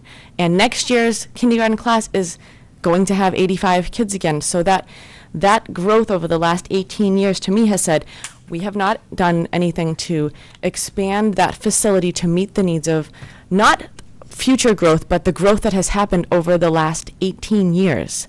And I guess one thing that I don't I have some thoughts. I'm not saying that I'm not, I certainly want to hear what people in the community have to say, but something that also stands out in my mind is that there was a choice of refurbishing versus rebuilding. And I just want to go over what the refurbishing is, because that was something we talked about at the futures meetings that I was a part of before I got on the school board. But I know what refurbishing, from as my understanding, is that you take the 1924 part of the junior-senior high school, you rip it down, you build it back up so it's more modern as far as heating, electricity, the pipes, the air ducts, but the classroom sizes don't get bigger, you don't get any more storage space, and you don't get the teachers off the carts, which are some of the major issues that, and you don't really address the issue of the fact that the class size has gone from 35 students in a class to 85 students. So I feel that refurbishing with the consideration of maybe expanding a wing off the side of the high school is something that could work better, because refurbishing to me doesn't do anything. It spends a lot of taxpayers' money, and it doesn't accomplish any of the goals we have. And so when people consider refurbishing, I just hope that, I just feel like there's two choices. You either rip the building down, except for the elevator, and you build it back up, or you refurbish that older part and bring it up to speed, maybe keep some of the smaller classrooms and use it for storage space, find out what you need to expand the classroom sizes, and add a wing onto the other side of the building. And I think those are kind of the two choices you have. Because refurbishing doesn't, although I know it had a strong percentage, refurbishing doesn't do anything except just waste a lot of money. And that's my point of view. I think you can combine refurbishing with expanding a wing off the side of that facility, and then you're starting to address some of the issues that have been going on for 18 years. The other issue that stands out in my mind is two things, timeline. First of all, to do either of those options, we need land, because you can't rebuild the high school and you can't expand the high school unless you have land. And if we want to keep the high school where it is, then we need to find some land around that high school, and we need to find some people in the community that are willing to do some kind of subgroup or committee or give ideas as to what land can we look at, and it needs to kind of start happening, I think, now. Because the other issue that stood out for me is a timeline of action. And if we have 20% of the town that is not knowledgeable about what's going on, and another percentage that kind of feels like they're knowledgeable but maybe not as knowledgeable, I would like to see the land issue be addressed. I would like to see the choices out there. I would like to see people educated. And I would like to see by mid-fall, boom, these are our choices. Now let's spend 4 months educating everyone and answering everybody's questions, so that when we all walk in, I guess in January we have to have the legally written. The warrant articles are legally starting to be documented in January. So by then, everybody should feel comfortable about what they're voting on in March, instead of feeling like there's some agenda going on behind, or that they don't have the information. I just hope that we can kind of set up some kind of timeline where people are heard, action is taken, the rest of the people are educated and informed, and when everybody walks in March, something happens, so that whether the school gets torn down, or whether we start building a wing on, or whether we put portables, or whatever happens, I just would like to see something happen. And I think a lot of people in town, from what I could pick up, want some action taken, and I hope that we can figure out, with the help of the town, how to do that. But those are just my opinions, and obviously I've thought a lot about them, and I'm very open to what other people have to say, and you can go to the school website and find my phone number or my email and call me and let me know, because this is an area I feel very strongly about. The kids are not getting any younger, and people are putting their houses up for sale because action is not being taken, and people aren't waiting until their kids are at the junior, senior high age. They're leaving when their kids are in 3rd grade, because by the time you get to 6th grade and you go to another town, friendships have already been formed, and that's an awkward age. You don't want to move your kid in when they're kind of at that preteen age. It's harder to make friendships. So people that I know that are putting their houses on the market are looking around 3rd grade to leave. So people are leaving earlier now. We need to just get some action taken this year, and that's my opinion. Thanks, Jill. Does anyone else have any comments? Chet, do you want to, do you have anything to add? Linda? I don't have anything to add at this point, no. I mean, the big things that strike me are that there's a lot of dissatisfaction with where facilities are now, and there's a lot of people that struggle with the fact that it's extraordinarily expensive. And we need to find a way. Clearly, the survey indicates that people feel there's a problem. So I'm hoping that, maybe some of these phone calls reached a population in the town of people that haven't been involved and gave them an opportunity to reflect on the needs, and will be part of our next round of putting together a plan that we can present to the voters next March as well. I'm anxious that we get rolling on that. So we're hoping that the next week maybe we can get these charts and tables on the website, and Early next week, we should be able to.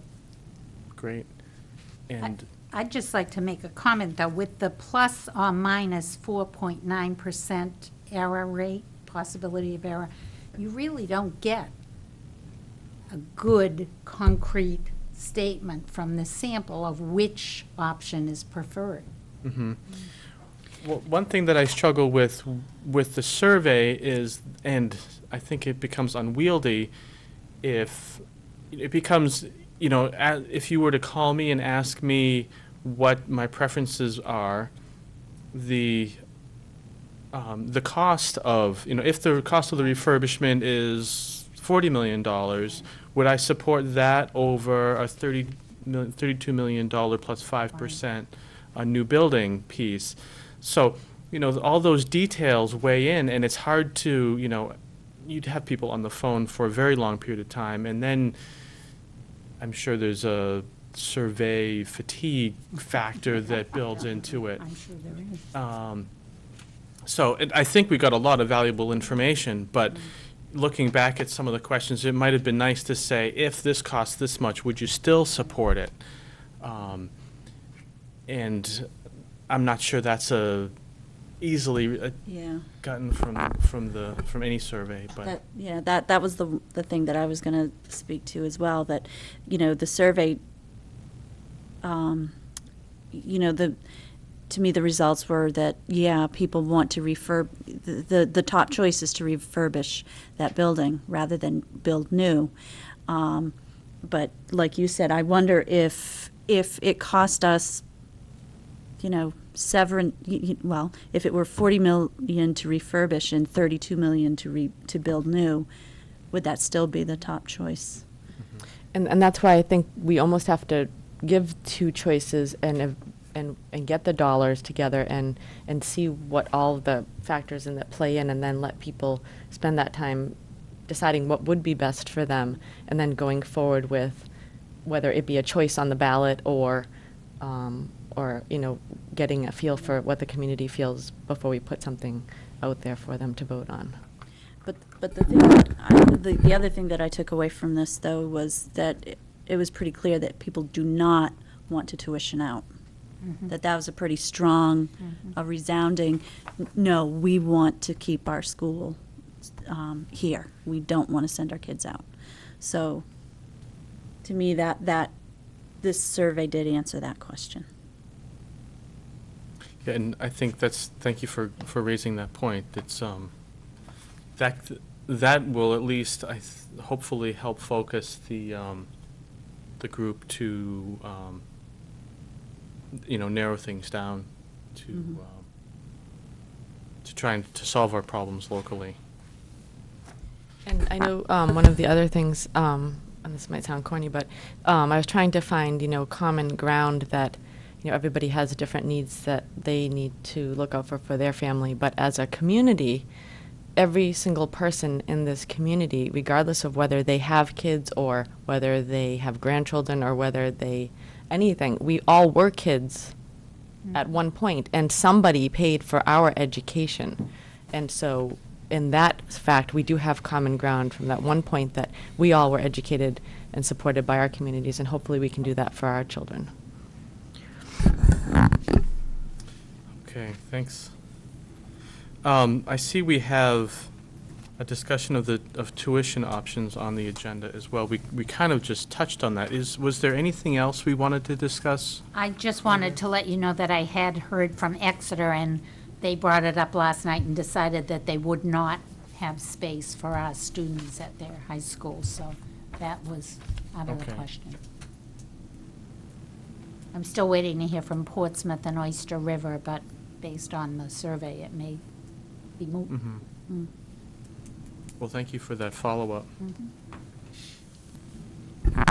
Okay, any last thoughts on the survey? Okay, Jill, I apologize. I was going to offer you the opportunity for a brief commercial interruption. I guess maybe now I will do so. Since I'm filled with so much passion, I might as well go right for the next topic. Before you run low on passion as we get through the policy bit, you wanted to speak about the Yeah, just the reminder, a reminder that the extreme makeover for the $250,000 Go Green contest the deadline is this Sunday. So if you haven't had the chance to go to www.educatetoescape.com to take 10 to 15 minutes to just quickly fill in I don't even know, 10 minutes? Not even? Not even. You put your name in, Mr. Thompson, the principal, and then just, again, you can go to the Newmarket website, and there's a list of reasons, but I think there's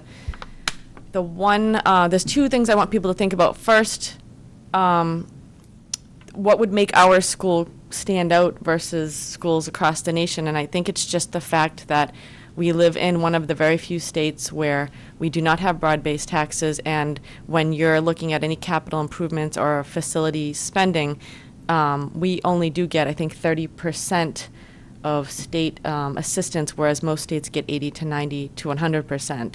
So that makes us kind of more needy in that area. So it might help us stand out a little bit versus some of the other states or schools. And the second thing is, if you could take the time to do this, it will ultimately decrease our operating expenses because obviously we're trying to be more efficient as a school with energy use and all of that. So ultimately, if you can just take 5 or 10 minutes to fill this out, it will ultimately maybe save, it won't cost you anything money-wise, but it might save you dollars down the road. Thanks. Sure. After this, now that we're through that commercial break, on to policies.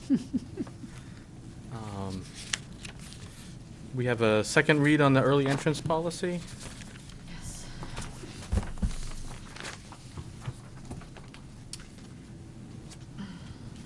Okay.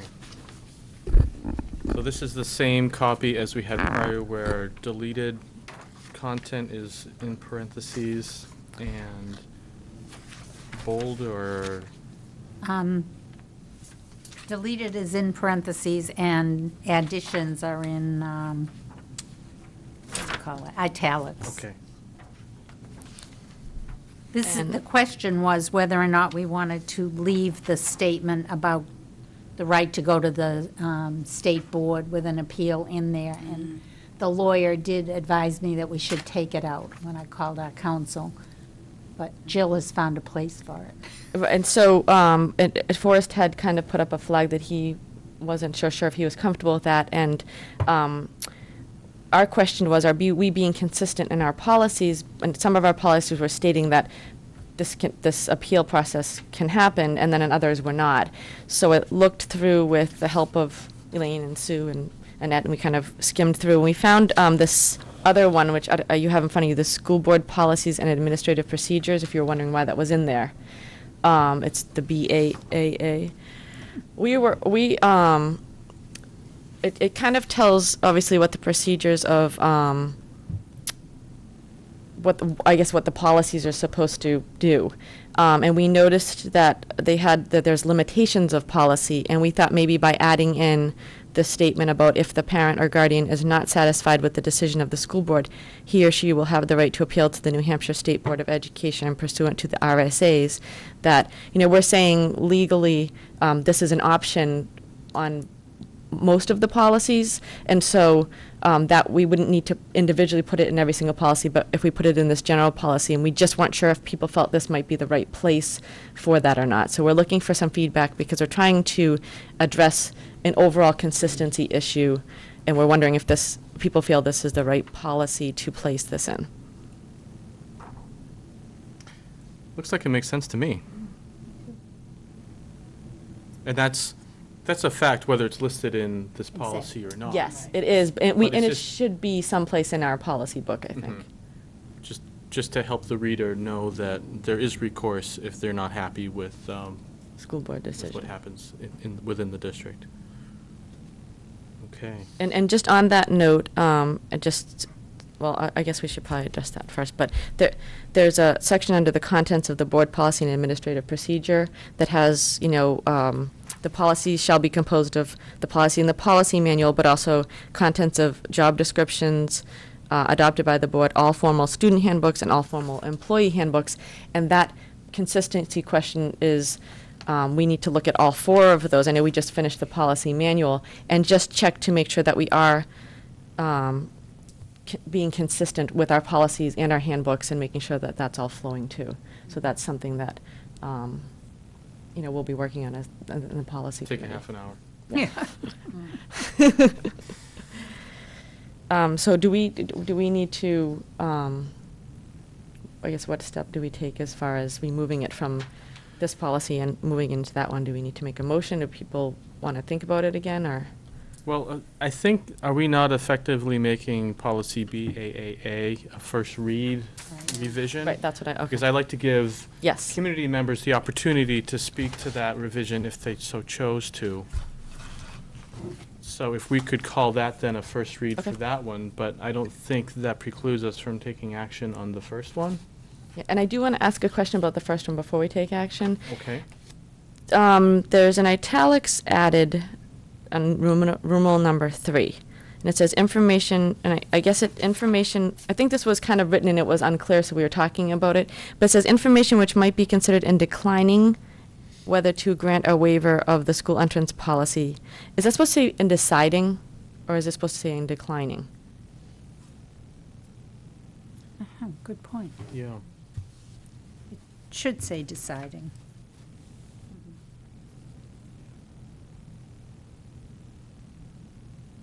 Good catch there.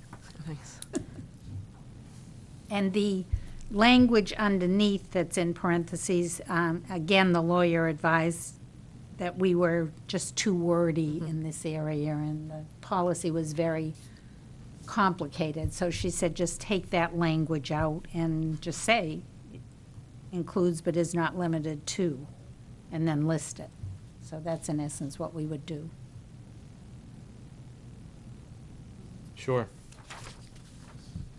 And just for the people who are watching that maybe weren't watching last time, we are just discussing the early entrance policy there are some kindergartners coming in next year, and they've asked for a waiver because their birth dates fall after September 30th, but before October 31st.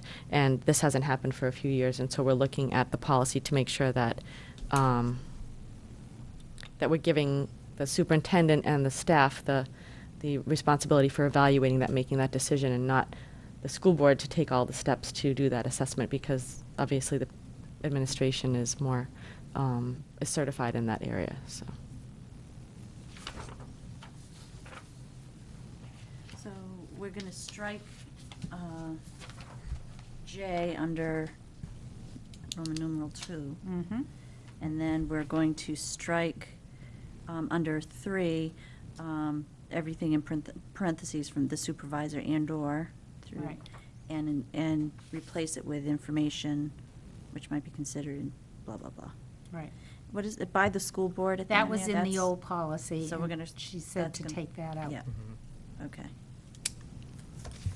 And just for our operational purposes, on the front page, there are 2 phrases, "and other children in the system," in parentheses, but we're not taking that out. That was in the original policy, Okay. in parentheses. I didn't Okay. notice that until I was rereading that today. Thanks for the clarification. And that's in 2 places, right? Mhm. Okay. I'll make a motion to accept policy JEB as amended. Is there a second? I'll second that. Great. Any further discussion? Okay, all those in favor of the motion signify by saying aye. Aye. Aye. Opposed? Great. And just to add clarity, is essentially this came up out of, okay, now we had the opportunity to reread the policy and realize that it was maybe inappropriate for any situation that came up, not in the light of the circumstances of the individuals that might be currently interested in going through that appeals process. Right, I think sometimes when it's kind of like, I shouldn't liken it to a CPR course, but you take a CPR course and then you don't use the information and then it sits there and then you have to refresh it. And that's kind of what you're doing with the policy. You're saying, okay, we haven't used this policy, or we're going to go back and reflect on it now. Okay, let's do let's change it to be what would be best for, the schools. So then, at this point, are we all satisfied with considering policy BAAA as a first read? And at our next meeting, we will perhaps consider that further for adding that language at the end? Yes. Okay. And that policy BAA is good just for rereading anyway as a board member, I think, Mhm. because it's really the basis of what our function is, anyway. Does everyone have we have the personnel policies goals, but I also have the unused vacation days policies. Does everybody have both of those in their Mhm. packet? Yes. Yep. Could we stick, because we're looking for consistency, could we go on to the unused vacation days policy next? I think we had it in different order. Okay. And I think here what we're looking for is some consistency as to the different classifications of employees we have within the school district, and being consistent with the unused vacation day policy for each classification of whether, obviously, we have our teachers under the teacher contract, and then we have the superintendent, then we have the principal, the assistant principal, then we have the special ed director and the technology director, so there's a lot of different layers in the school, and so we're just trying to find a consistent classification of the different people and what that procedures should be for their collecting their unused or carrying over unused vacation days, kind of thing. And this one specifically in the italics is trying to add the director of technology into the group with the special education director, the business administrator, and the superintendent.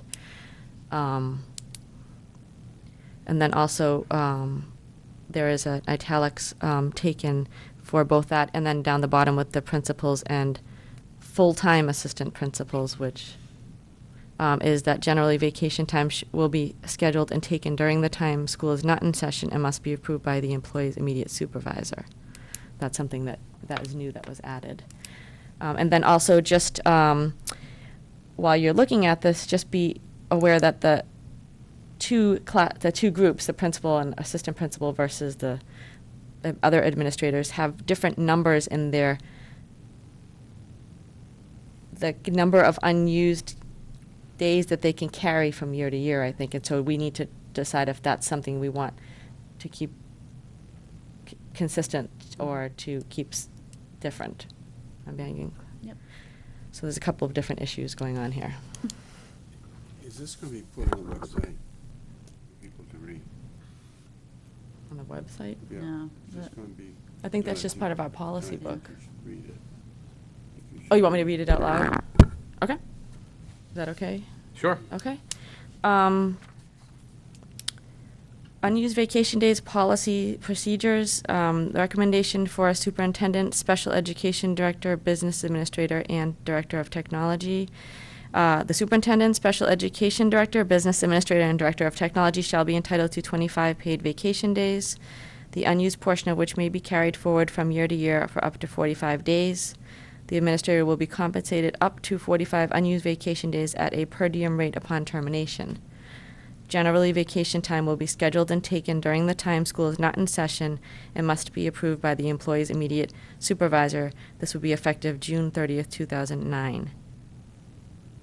And then the recommendation for principals and full-time assistant principals, they shall be entitled to 25 paid vacation days, the unused portion of which may be carried forward from year to year for up to 20 days. The administrator will be compensated up to 20 unused vacation days at a per diem rate upon termination. Generally, vacation time will be scheduled and taken during the time school is not in session and must be approved by the employee's immediate supervisor. And that would be effective should be June 30th, right, 2009? Yes. Should be.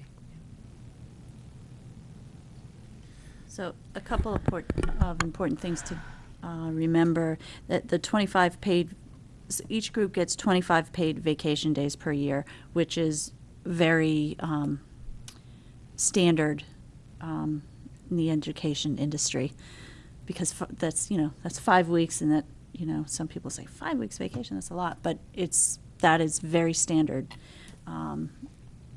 across school districts. So I always like to remind people that in order to retain, to attract and retain quality people, we need to be competitive with surrounding districts. So that's why. That's why that's 25 days. 25 days. And we did have that conversation about, the length of time and should it be accrued overtime, and we had a whole conversation about that, and Elaine did point that exact point out that, that is something that a lot of the schools do offer. So it is an important point that you made, Linda. Mm-hmm. And the difference between the 45 days for one group versus that can be carried over and will be paid out upon termination versus the 20. And so I need to ask you to remind me. I know that the principal and assistant principals are also qualified for A longevity bonus. longevity bonus. That's what it is, whereas the other group isn't. Okay, so that's why these are kinda- different. Yeah, Right, so that but- kind of I'd forgotten that. balances it out. Can I just talk a little bit about this, because I did research. We talked about this last year, and this is actually why this is coming before you. I did some research on the unused portion and taking them away, and we do have some employees that have considerable days on the books right now that legally we cannot take away from them moving forward. I mean, we can starting in June of 2009, but those that have those days, we have to talk about what we would want to do with those days. I mean, there are some people, I have a spreadsheet. I mean, obviously we could probably talk about that in non-public because they're related to individuals. So that's a concern, and I think Elaine had talked with a couple of those people that have concerns about losing time that they have on the books. So I would like to think about this and offer a compromise, because I don't feel that this is the way we want to move forward. I think after calling a couple of school districts and talking to them about how their contracts are structured, I think we need to be consistent with all of them, and separating them and making different classes in this manner might not be the road we want to go down, because then it gets very confusing as to what contract do you get and why do you get that. And maybe we want to talk about changing this in some ways so that all the contracts have the same clauses in there and the same provisions. Because it does get very confusing on our end. What are you qualified for? Well, let me look. What kind of contract do you have? And again, this all comes down to different contracts being issued at different times and changing them along the way, but never really looking at all of them. And after we looked at all of them, I think you got a sample of all the different ways that they were written, and for whatever reason, they're not the same. And whether or not you agree with me, I think it would be nice to have them all the same standard contract, with the exception of perhaps the superintendent, because I did find that in some districts that's negotiated, and I think in our case it is, and that may be different. But for the most part, I think it might be nice to have consistent contracts for everyone. And then when I called, the other issue when I called around, the 20 days isn't very reasonable. So we need to make some decisions on how we might allow people to accumulate those. One of the districts I talked to, they can accumulate them, but they were not allowed to be paid for them until they had a certain amount of longevity with the district. So you have them on the books, but if you don't stay for a number of years, then you do lose them when you leave. And that would be part of your contract. It would be stated in your contract. So that can be viewed as some sort of a longevity bonus. So you might take that longevity bonus out of some of the other contracts and make You can everyone's. do that legally? Contracts go year to year. Year to year. I mean, as far as revising their contracts, As far as just general employment law, that you can, if you are accrued vacation, you can have those sort of restrictions on it? if you have a policy that states that. Okay. But you, as I indicated, we couldn't do that as of June 2009 and take away what perhaps I have on the books because we don't have a policy that says that, and I could probably go to the labor board and say, you know what, I had 50 vacation days and I left, you owe me that. Because you have nothing that says you don't owe me that. That was my time. So right now, that's kind of the liability we're carrying because we don't have that. We're moving forward with this for June 2009, but there's those people like me that have that time that we have to think about what we want to do with that. I talked to a couple of personnel people about how they did that it's not unusual that they allow people to accumulate 100, 150 days. And in an effort to release some of that liability, they bought some of those days back. And it was expensive and it was huge, but they were trying to get to a point where it wasn't a huge liability of someone leaving or several people were leaving and having to pay out that large payout. So those are some of the options. I know I'm throwing a lot out at you, but I want to Yeah, well, come to some conclusion. yeah, that was our whole point of setting the limits for what you're allowed to carry over, so that Right. So that was the whole purpose of this whole thing. So I guess I'm confused why you're saying that we can't do that. Moving forward. You mean for moving forward new employees, or moving forward, like, if this goes into effect, if these stayed just as they are and they go into effect in June 2009. Right. And on June 2009, I'm just going to pick on you. Right, You that's fine. happen to have 50 days. Right. You can't take away my the days 5. that I had You would from. have to buy them from her. Why? If we have if we put a policy in place saying this is what we're going to do starting June 2009. Because they have accumulated them before Prior the to. start of your policy. But if a contract can change from year to year, then Right, but But they were accumulated under an old under contract. an old contract. okay. And I think you consulted with our I attorney called about the that. attorney about it, yes. Okay. Yeah, and that was the issue that I ran into when I talked with a couple of other personnel, human resource people, and they said you can't really do that. Moving forward, you can.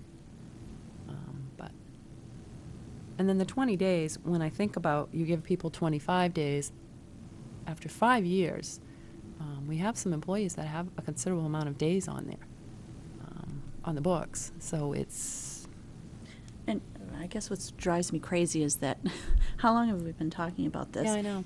And how many times have I said, is this a real issue? Oh, no, there's really not that many people. And now we're hearing there are a considerable amount of people. So it's kind no, of. a number of days for a few people. Well, you know that we did compensate some for Mrs. Brooks because she had them. So, that's what I'm Right. trying to get to the point where do we want to continue to do that, or how do we want to do that, and how, Yeah, and I hear, yeah, it's definitely something we need to address. And Right.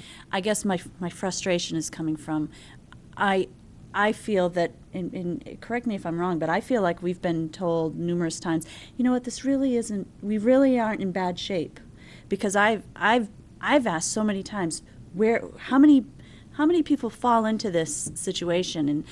And every time I've heard, oh, well, you know what, we're really okay. We're really not in bad shape. it's Am probably. I wrong? You're correct. I mean, but it sounds like there's still a few people Yeah. that, There's a few, not a lot, a few.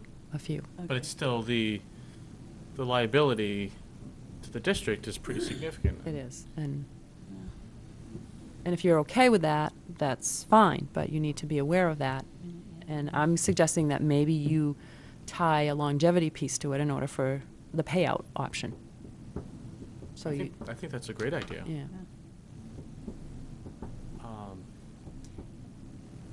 I have the individual information on who has a lot of time and where we are with that. So if you want to see that in non-public, I can share that with you. And It makes Yeah. sense to do that. yeah, and again, it's because we're at the point where we're doing new contracts and we're talking about what are we putting in here. We're again trying to decide what did we really decide on. And we talked about this. It's not really a policy. I don't know that we really voted on it. Did we vote on this, do you think? I'm not sure. This isn't really a policy, this Right. is a procedure. That's Procedure. why I had procedure in italics there. The policy is in front of it, the personnel policy's goals, that would be the policy. And this would be, So this would whatever you be- decide would be a procedure for Right. implementing that policy. To be categorized as GA-R. I don't know if Would it? that one went with, No, not necessarily, I but don't know if this is the policy that goes with that procedure. This policy was because of the civil unions that we were gonna talk about. Well, it also But it pertains does- to this, because it the does, second yeah. bullet says to provide staff compensation and benefit Benefits. programs sufficient to attract and retain qualified employees, so this And I- would be a procedure that backed that up. And I think the reason we included that procedure is because we wanted to point out that we don't necessarily write a procedure for every change in the law. For instance, civil unions. We would provide for civil unions, and the overall policy that covers us is that policy that policy that just says that we will provide. And it would be part of our employee handbook that would state how the procedure works and how we treat all of the different cases. Because the laws change so frequently, you'd be changing policies all the time to allow for all the changes in whatever happens with the benefits we offer. So So, am I hearing that well, it sounds like you've got a bunch of ideas about what to I do. do. Could you put that together coherently? I did actually do a little memo for you. I did do a little memo. Of course you did.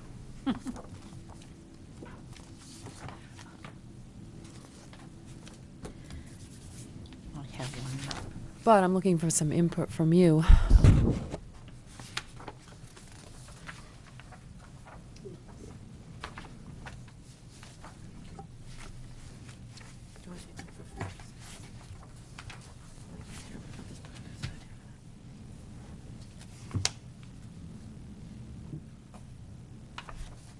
Okay, I'm thinking maybe I could just read this aloud to Sure.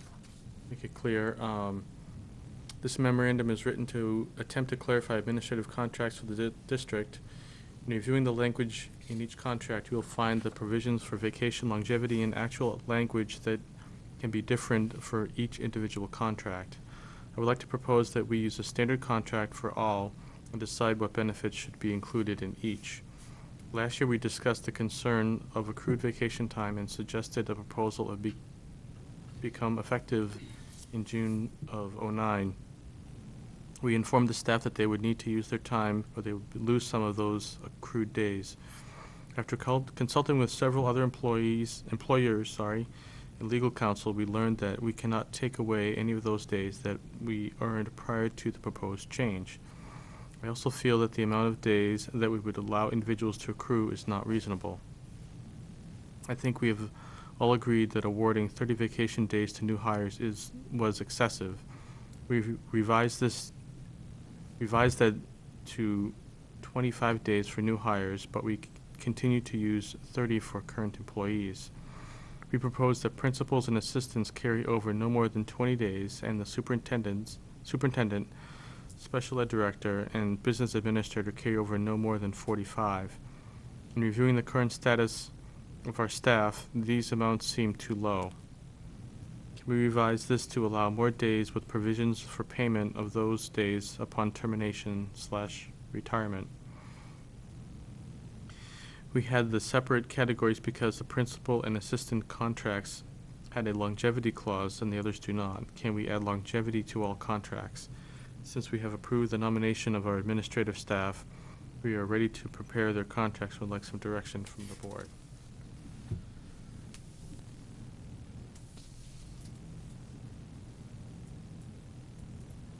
And I'm not necessarily asking you to make that decision now, but What do you mean by can we revise this to allow more days?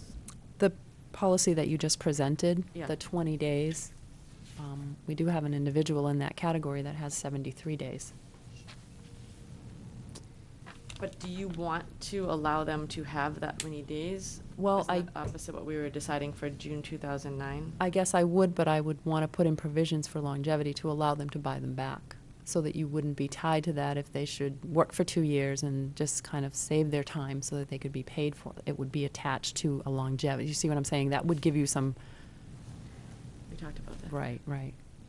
One thing that maybe that we can think about too is, we can't take away days that they've already accrued, Mm. but we can take away days in the future Right. and allow them not to accrue those days. True.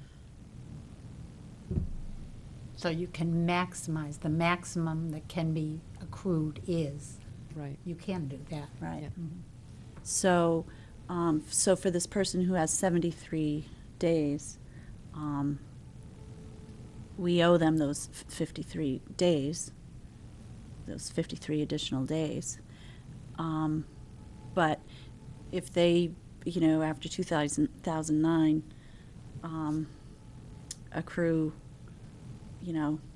more, then we won't owe them.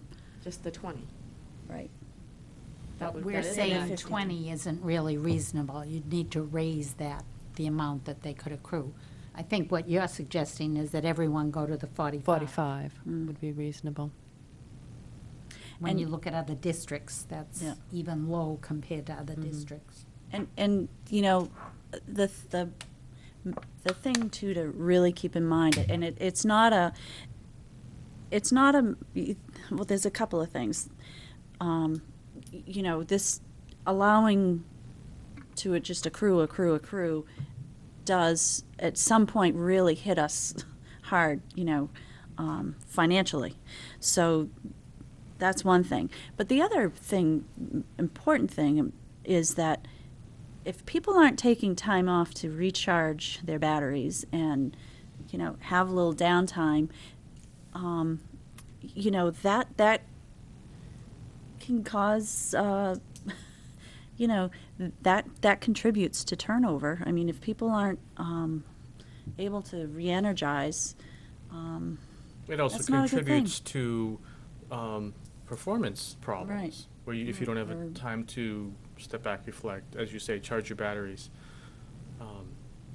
So I agree, we need to encourage people to use their vacation time. I mean, in some ways, I think in education, vacation time is a benefit that's been given because it doesn't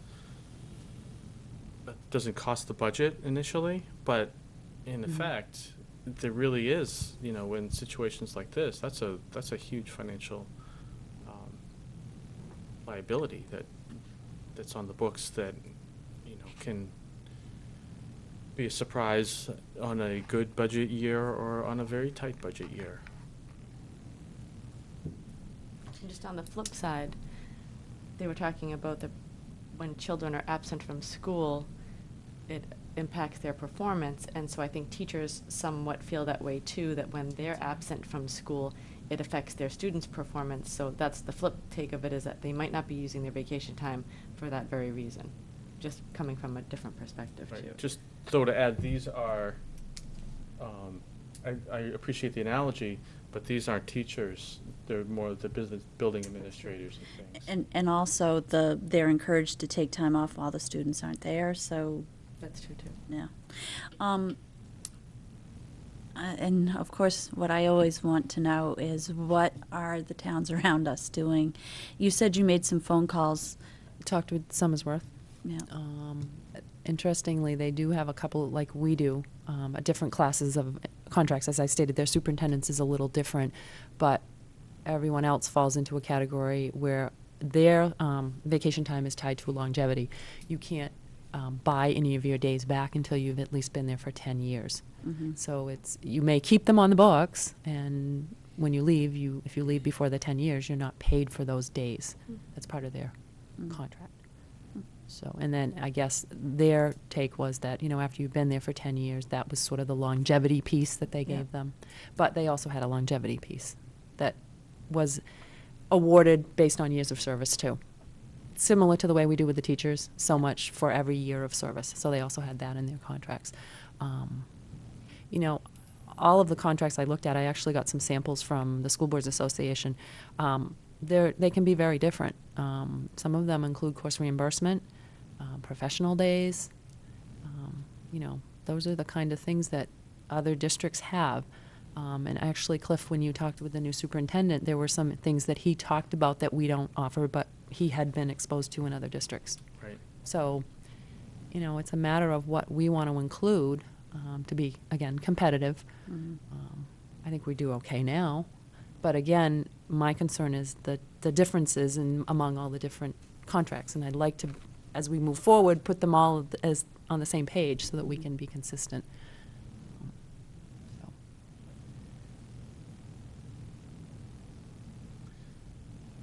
What I could do is I could actually have Annette, who types them up, type a sample for the next meeting. And you get it to you before the meeting, and you could review it and see, this is what I would propose, and the language would be all outlined in there. And this would be the standard contract that we would use.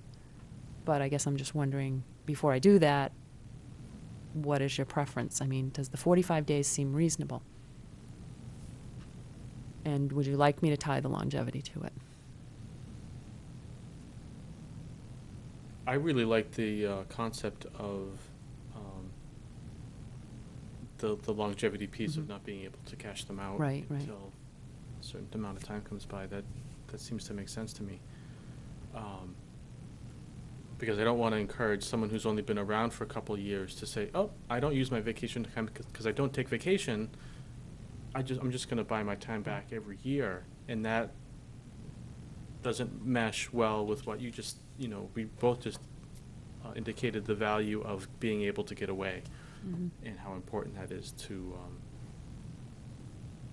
people. What do folks feel about the 45 days? We talked about this last year. I was in favor of 35, you remember. I thought 45 was excessive. We had that argument. And I still think so. And I agree with the longevity. I like the longevity piece. I wasn't here when you discussed all that last year, so I feel like I'm kind of just getting the information. I don't know enough about what the other school districts are offering to feel like comfortable knowing whether that's a good number or not. When I left Nashua, my recall is that I could purchase 120, I had to be there 10 years, but I could accumulate up to 120 days. And that was very important in my staying in the district. It was a longevity benefit, a retirement benefit that means a great deal when you retire and go to have that salary computed. But I thought 120 was standard, to tell you the truth. So 45 doesn't seem excessive. Yeah, and that's, I would be really interested, What I'd other like to know districts what have. other districts Sure. do, because I want us to be competitive. Competitive. That's really important to me. Okay. Yeah, and I mean, what that exact number is, I guess, doesn't need to stop, The cutting and Right. pasting a different Document, right. number Yeah. in there just is- fill in the number. Yeah. Sure. I can And I'm do that. also curious what Mark LaRoche might feel about it. I mean, Right. it's starting when he's, with the new contracts with the administrative staff when he's starting. So, maybe, he can be put on that distribution list when she has that draft together, and Sure. can, I'd be I can do curious that. what his input might be. And we can layer that, hopefully we can get his input and ours and get a decision to you quickly enough so that we can get the contracts all buttoned up before, certainly before the year is over. I'm guessing at some point not too long, people are going to start getting anxious. They are, yeah. They already are. Sue, if I may, also, in terms of when you can look at other districts, look at the number of students in those districts, the responsibilities of these people. Okay. So you want me to research comparable districts? Whatever you said you were going to do in terms of looking at other districts, I think we should look at students. To me, you need to look at Area districts districts. around us. Yeah.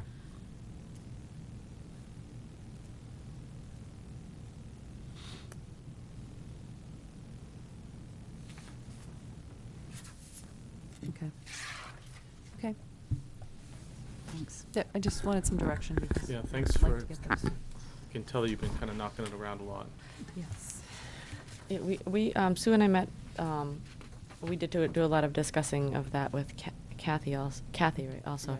And then pulled that same personnel policies goals out for the whole civil union discussion, because that really is the only policy we have about the benefits programs for our employees. There's not really anything that clearly says what we exactly offer for benefits. So as far as the civil unions go, we are supporting that because legally the state is mandating it. Correct. But our insurance doesn't require that we do it because of the, Because we are self-funded. Self-funded However, they pool. strongly suggest it. right.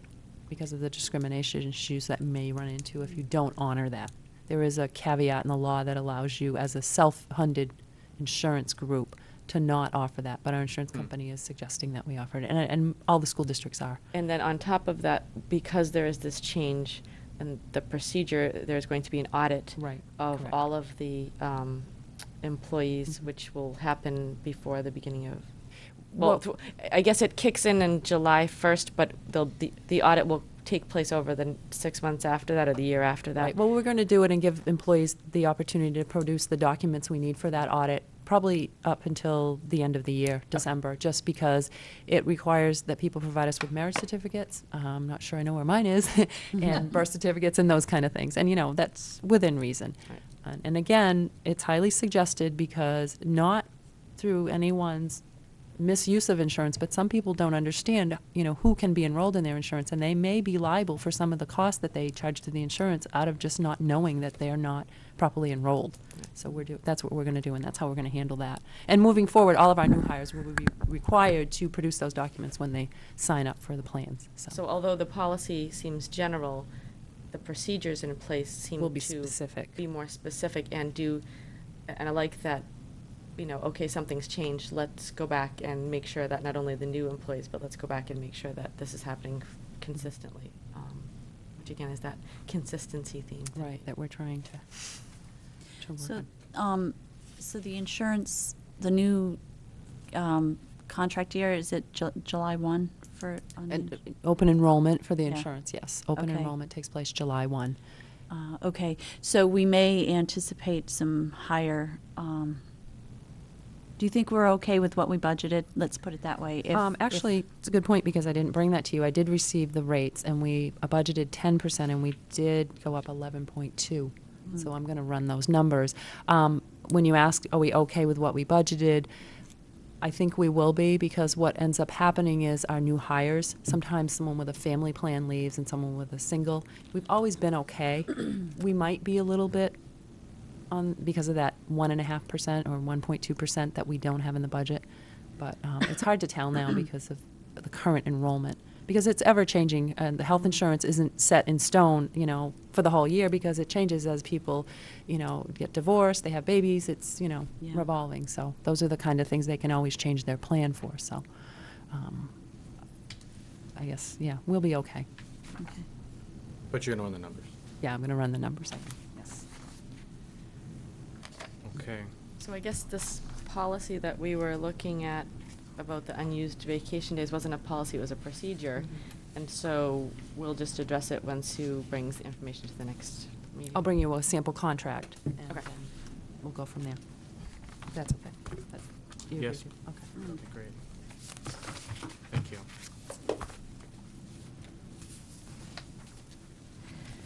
So the personnel policies GA was just included as reference?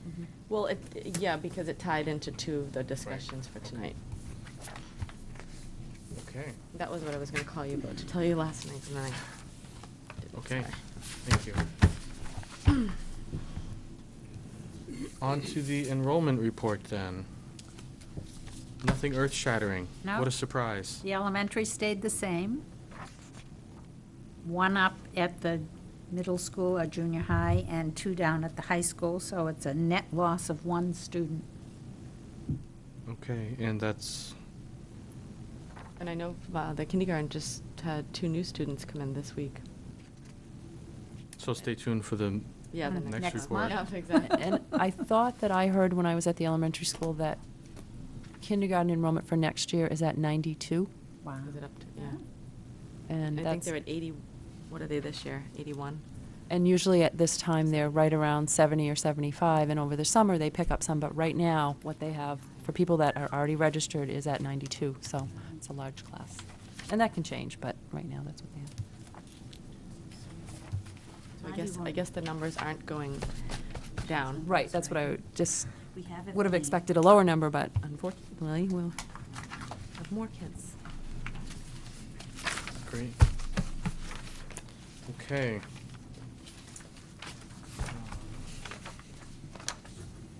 Our council rep, Mr. Plosky, is not here this evening. Do we have any correspondence of note? We do, but just in line with committees, you all do have a list of the committees that we need to Yes. serve on, so maybe we could firm those up next meeting. Yes, so You might want to look at them. I'd encourage folks to look at those, and please let me know either, well, it'd be nice to hear between now and the next meeting, but at the next meeting is fine. If there's particular committees you're interested in serving on, Would that you would like be us great. to email you some Sure. our thoughts? And then- Yeah, Can you add the audit committee to that? I don't think that's on there. We haven't established, but Right. that will be another committee assignment. Unless you feel the board shouldn't have representation on that, but I think you should.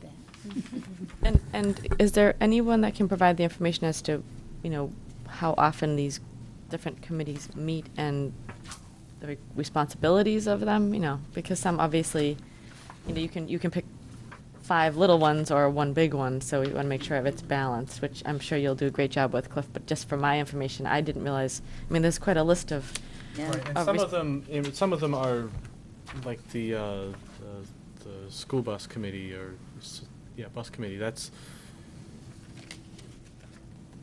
unless an issue comes up that can't be resolved by the transportation company or the superintendent, only at that point does that committee meet, and I don't think it has met for a number of years now, for example. So, that's an easy one. They I'll leave did the meet bus- my first year, and I was on it, of course. And I'm sure you did And a it was dang my good job. neighborhood that we changed, so that was fun. That's funny. While we're talking about communication, this is from Annette. She's wondering if you want seats at graduation for yourself and your spouse, so please contact her and let her know. Board gets good seats. I already let her know. And we did receive a letter from the New England Association of Schools and Colleges saying that at its May 8th meeting, they approved the recommendation that the Newmarket Junior Senior High School be awarded candidacy for accreditation through the calendar year 2011. So they have to begin their self-study now, and they'll have a visiting committee come and see if they meet the standards, and then they'll be accredited through 2011. Great. The easy part's done now. Right, they've been accepted.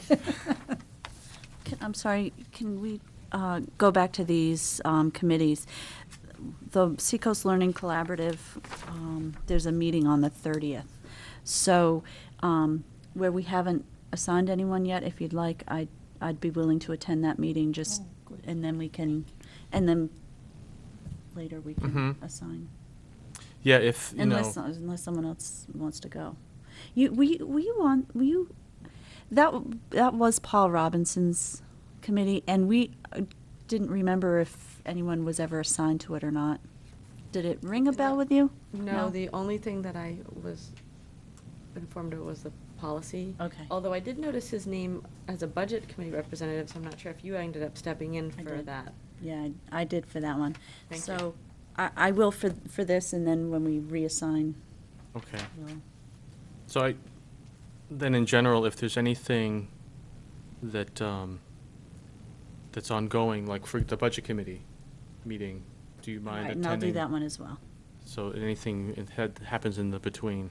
Yeah. if Is you that a could stay in daytime your meeting, a current role. nighttime meeting?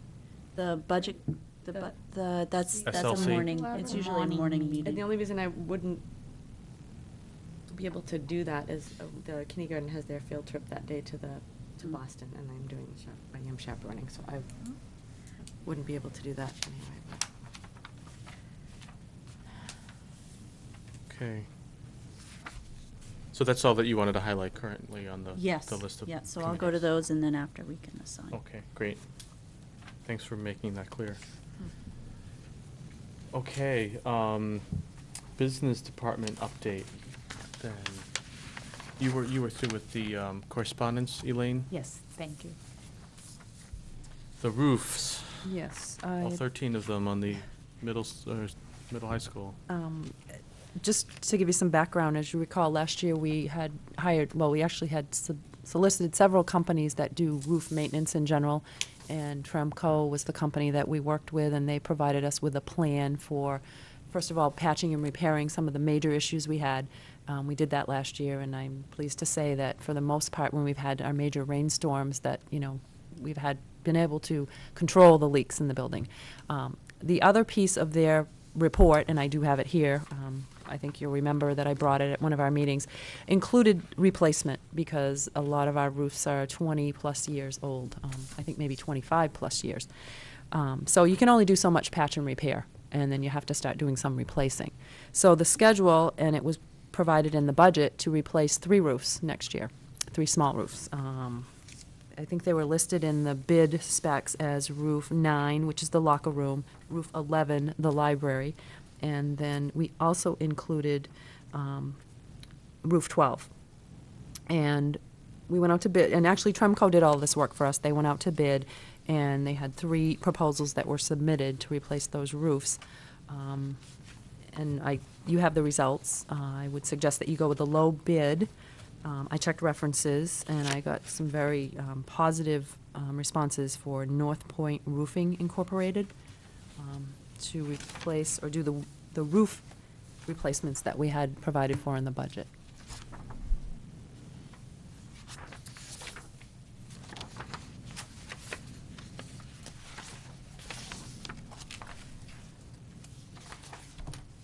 And initially, I think when I looked at the estimates they provided us with, we were only going to have enough money in the budget to do 2 roofs.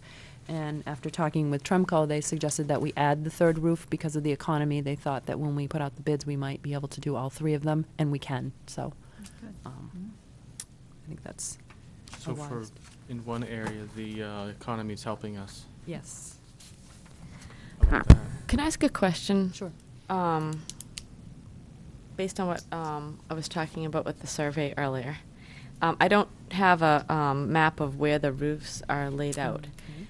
Just wondering if these I know this was laid out, if the roofs that are being replaced are on the center part of the building, or on the older 1924 part of the building? Are they where are they in the building? And would this come into play That's a good question. if we decide to refurbish that part, where we rip it all down, put it back up after we've just replaced the roof kind of thing? Well, in some cases you might, depending on what the renovation or refurbishing project included. But when they did this review, they looked at the most critical roofs. So they looked at those that if you don't do some major repairs or you don't replace, you're going to be forced to, because you may find that it someday just, it's those rubber roofs, so they only have a certain life expectancy. So that could happen, Jill. The locker room, is the gym, in the gym area. We've always That's the had new part problems. of with it. That's That's the a new newer part, part, and we've okay. always had problems with that. One of the things that Tremco did was they talked about some of the things, the flashings and things that weren't properly installed that they will address when they replace these roofs. The The library. media center, I think, is in the older part of the building, isn't it? It is. But if you've been in there lately, you've noticed that the tiles have been out of that area for probably a year now. And it's just Well, continues to. some of that was, The unit in the ceiling that, right, but it does leak when we get heavy rains. And, yeah. So you're right. I mean, we could hold off. But the question is, how long do you want to continue to hold off on some of these critical areas that the roofs are in sad shape?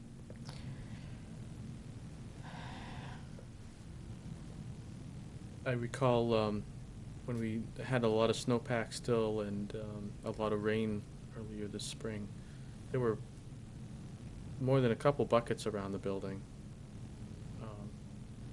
Are those areas? Yes, those are. Are they those in this, the 2008-9 section? Or is that, are we hitting those worst spots We here? are, we are.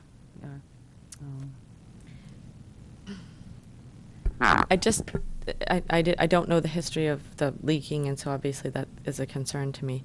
I just want to make sure that as we move forward through the years of each roof replacement that is identified, that we make sure we look at the roof replacement in line with what's going to happen with the Right. building too, Mhm. so that obviously when we're spending the money, it's not being spent twice. Right. That's all. Mhm. And that's kind a good of, point to make. kind of why we did it. If you remember when we did the elementary, we did the whole roof. Because we realized we're going to keep that building, we're going to be there for a while. But that's why we broke it down into 5 years, to stretch it out so that we could address the most critical areas. And then, as we move forward, think about, do we want to spend the money on this next section of roofing? And I think the next year is quite extensive. Right, the 09-10 Yeah, the 9/10 is is, $200,000 approximately. Well, ultimately, it's going to cost almost, I mean, we've obviously, the bid is a little lower, but, I mean, overall, it's almost over $900,000 to replace the roof on that building over all those years. Obviously, we're splitting it up into, Mhm. it's in sections, and when you say roof, I remember last year, I think there are I think there's 13 13 different bids. roofs on that building. And Jill, if you didn't get it, you can certainly review this whole plan if you'd like. well, I'd like Sure, to look at it. sure, because you weren't just here to at the see time. and- what areas are in need. Thanks. I guess I hear what you're saying about, not wanting to do something to, because, we don't want to spend the money twice. But I think no matter what we do, that building is going to have some value. If the decision is, and doesn't sound like it's leaning that way, that we aren't going to have any school there at all, we're going to want that building to be sound for resale or whatever value it might have.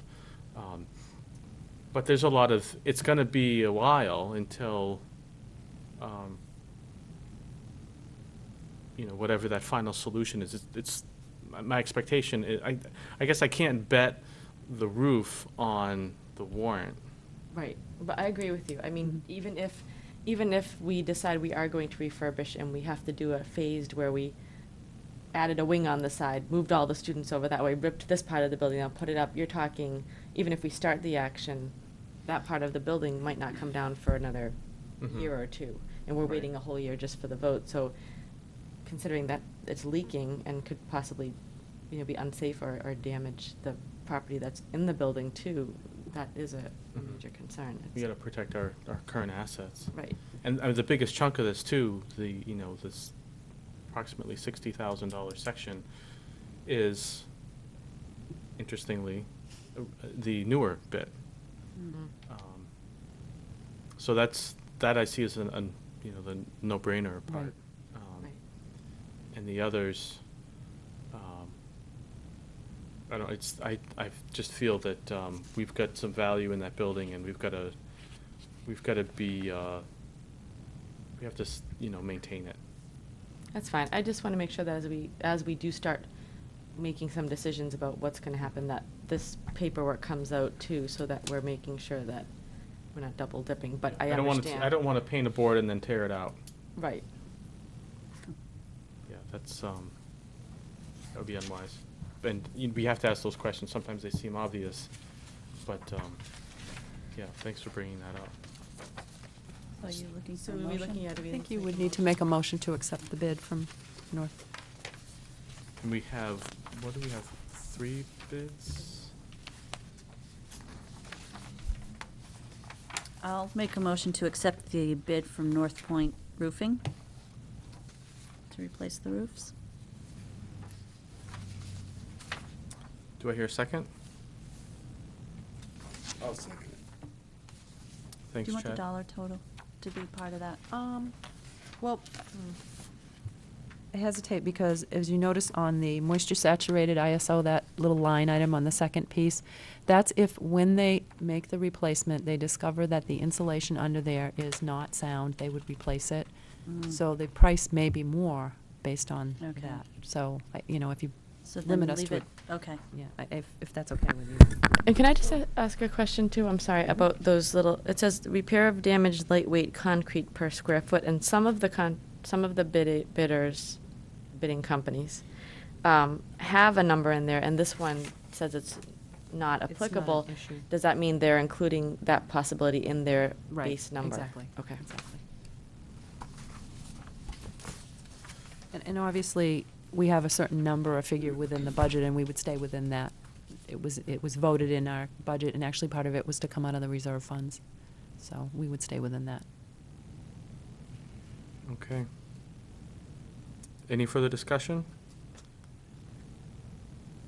Okay, all those in favor of the motion signify by saying aye. Aye. Aye. Opposed? Thank you. And then alert now. You want to do the elevator first? Oh, sorry. I've sent too many pages. Just wanted to give you an update. The bids are due, I'm just trying to find my paperwork, 19th, I believe. I do have the results of the testing, the subsurface evaluation I mentioned to you, that indicated that in order to support the elevator, they're going to have to put pilings underneath that area. That will be absorbed within the price, but they did do the due diligence and discovered that there is not sufficient soil underneath to support that elevator. So I have that if you wanted to look that over from Gillespie. I also, when Dan talked to me about removing part of the flooring in the second floor classroom, it dawned on me that perhaps that is asbestos tile, and it is. So we will need to do a small abatement or removal. We could do 2 things. I actually had a consultant come down and talk to me about that. We could just take the small area, and we're talking just the corridor, for $1,500, or we could take the entire classroom for $5,000. And I think, in my opinion, taking that small area was probably the road we want to go down. The reason there's such a large difference in that is because, and Cliff, you can correct me if I'm not, it's the testing required when you do a large area. Is it, what is that, TEMs? You have to take more of them, and they're far more expensive when you test the air after you've released the particles from the tile that you pull up. There, you know, all of the AHERA laws around asbestos removal are very strict about what you do when you do a removal. And it's limited to the size of the removal. So doing just the corridor area that we need would keep the price down to $1,500. But if we were to do an entire classroom, it would be $5,000. That does not include replacing anything in that room either. And just so you know, because I was curious, I said, gee, we have quite a bit of floor tile in that building that is asbestos. I had George do the, Count the squares. there's 15 floors of the same size in that building with asbestos. So if we're thinking of a renovation or refurbish, you're going to have to address that. And then there are also 5, 6 rooms that have carpet over asbestos tile.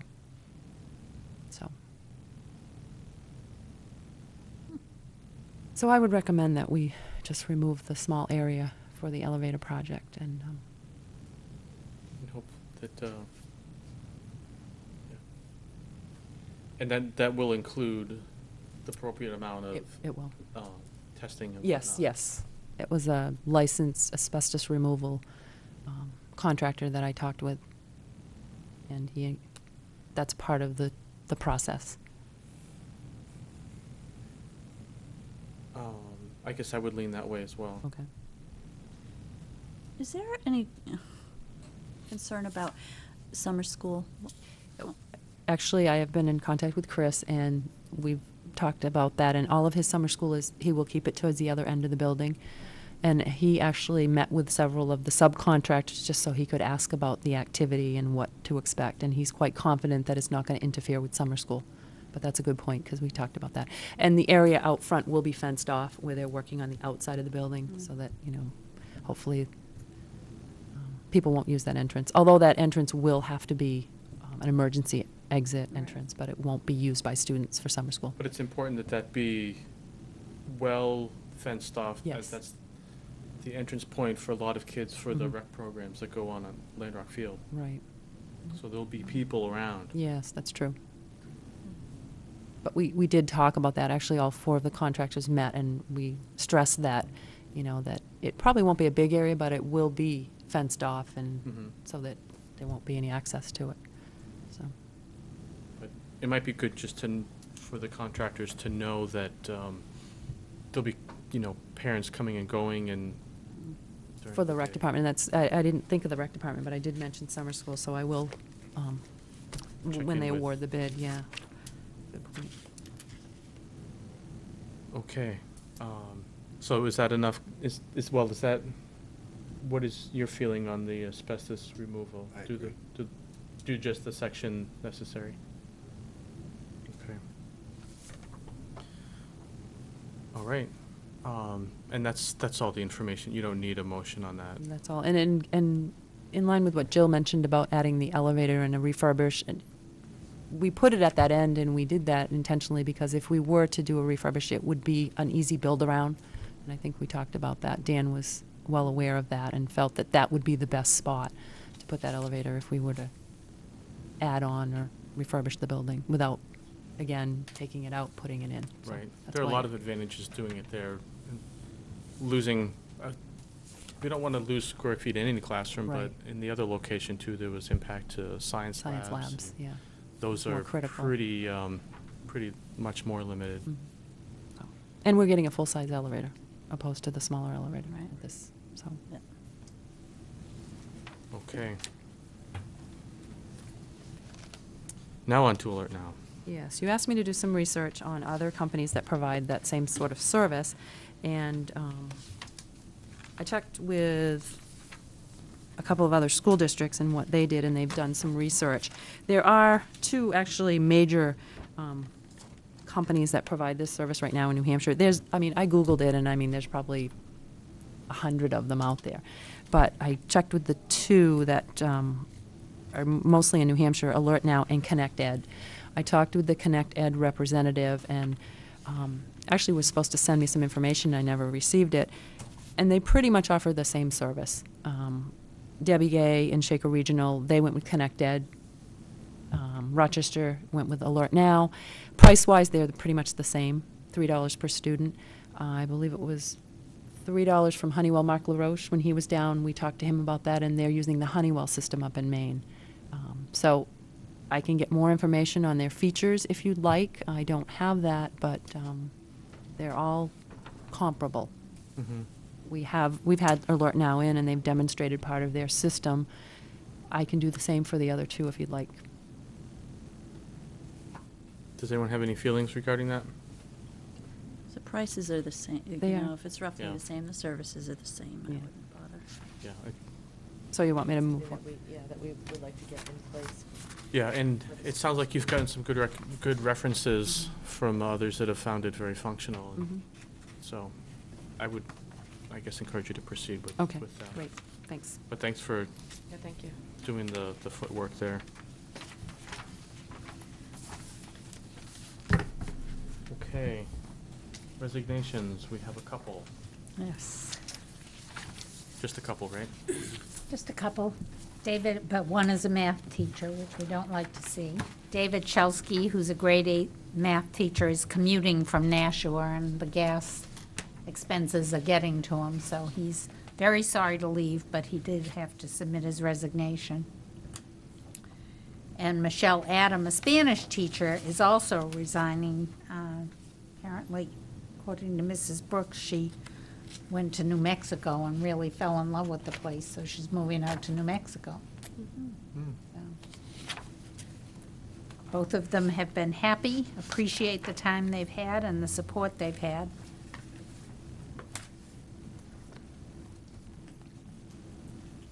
Do you want to do these separately? Sure. I'll make a motion to accept the resignation of David Shelsky with much regret. Second that.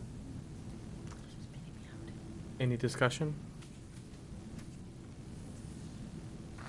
All those in, Good luck, Mr. Shelsky. all those in favor of the motion signify by saying aye. Aye. Aye. Opposed? Okay. And again, I will make a motion to accept the resignation of Michelle Adam with much regret. And I'll second that. Discussion? All those in favor of the motion signify by saying aye. Aye. Aye. Opposed? Yes, many thanks to both of them. We've appreciated having them and wish them well.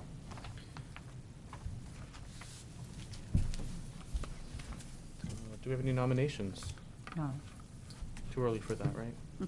Well, I'm hoping we have some soon. We're starting to interview for the assistant principal, and we've been receiving a lot of good applications for the guidance position that we have open, and so hopefully we will have some soon. And there's progress on the, as you say, with the assistant principal search? Yes. Good. Good.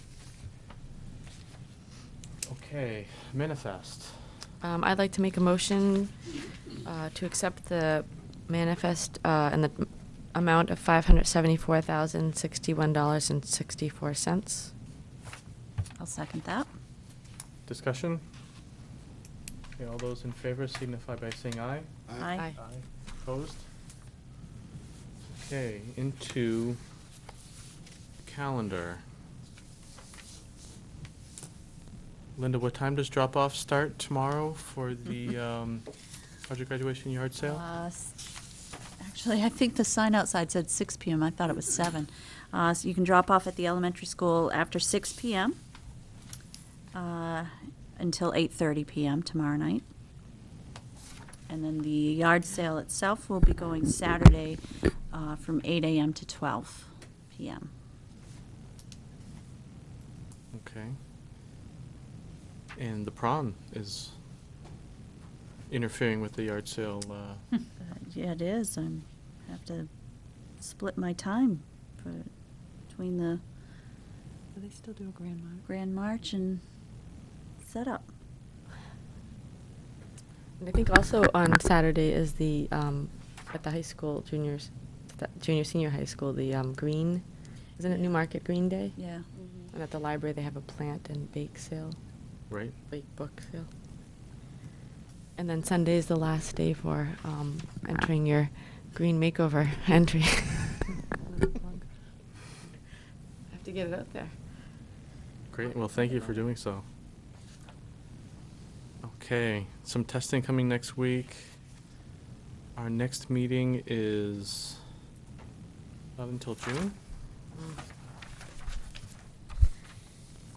June the 5th. Do we have one school board meeting over the summer per month? Is that how that works?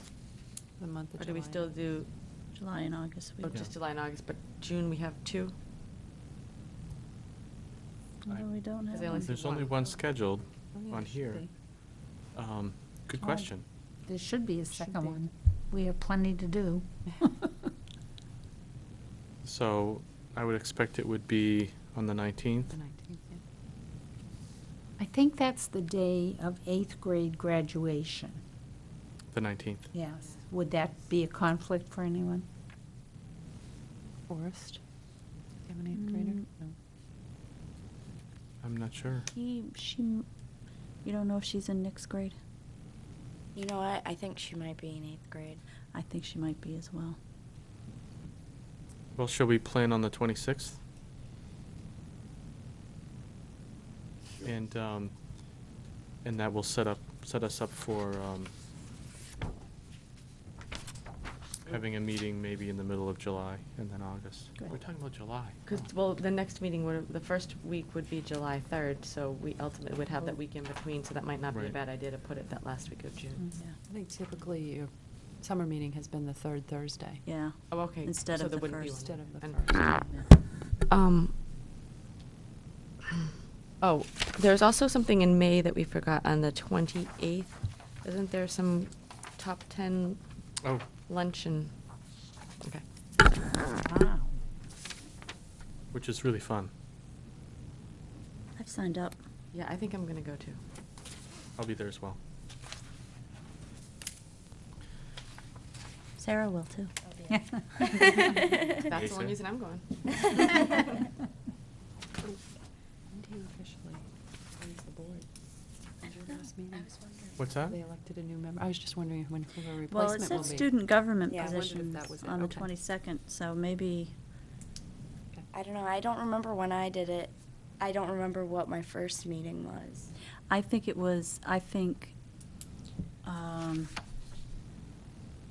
I know I was at a meeting where James Loisel was Left. given like his parting His gifts. WPI yeah, gifts.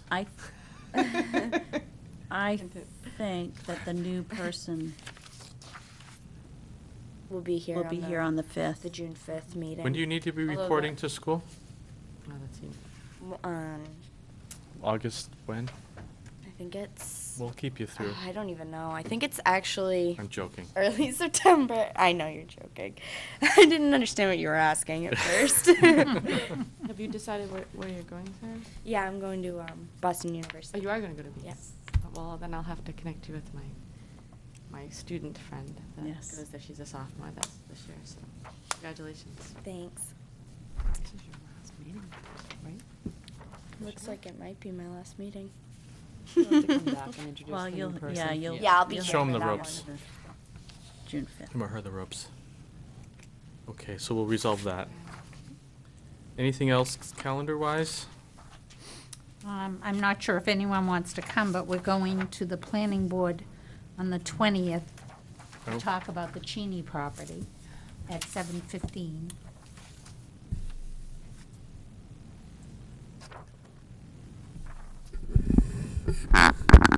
I'm not going to be able to represent you people on the 20th, so I won't be here.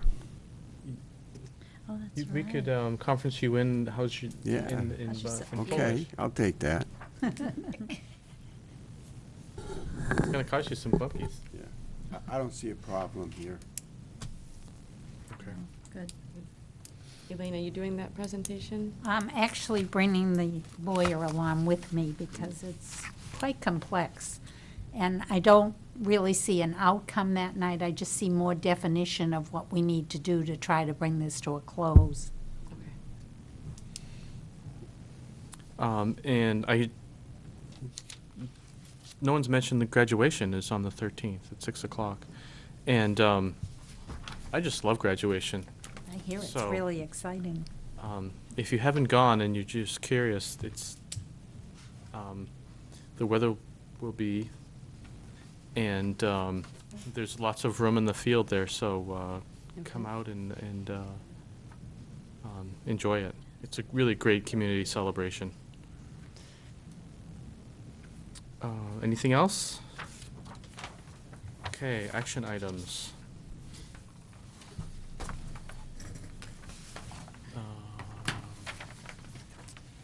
Cheney land transaction we just spoke of. We spoke earlier about the civil unions, policy procedures, the Finance Oversight Committee. I still need to advertise on Channel 13 for that, so I will do that. Okay.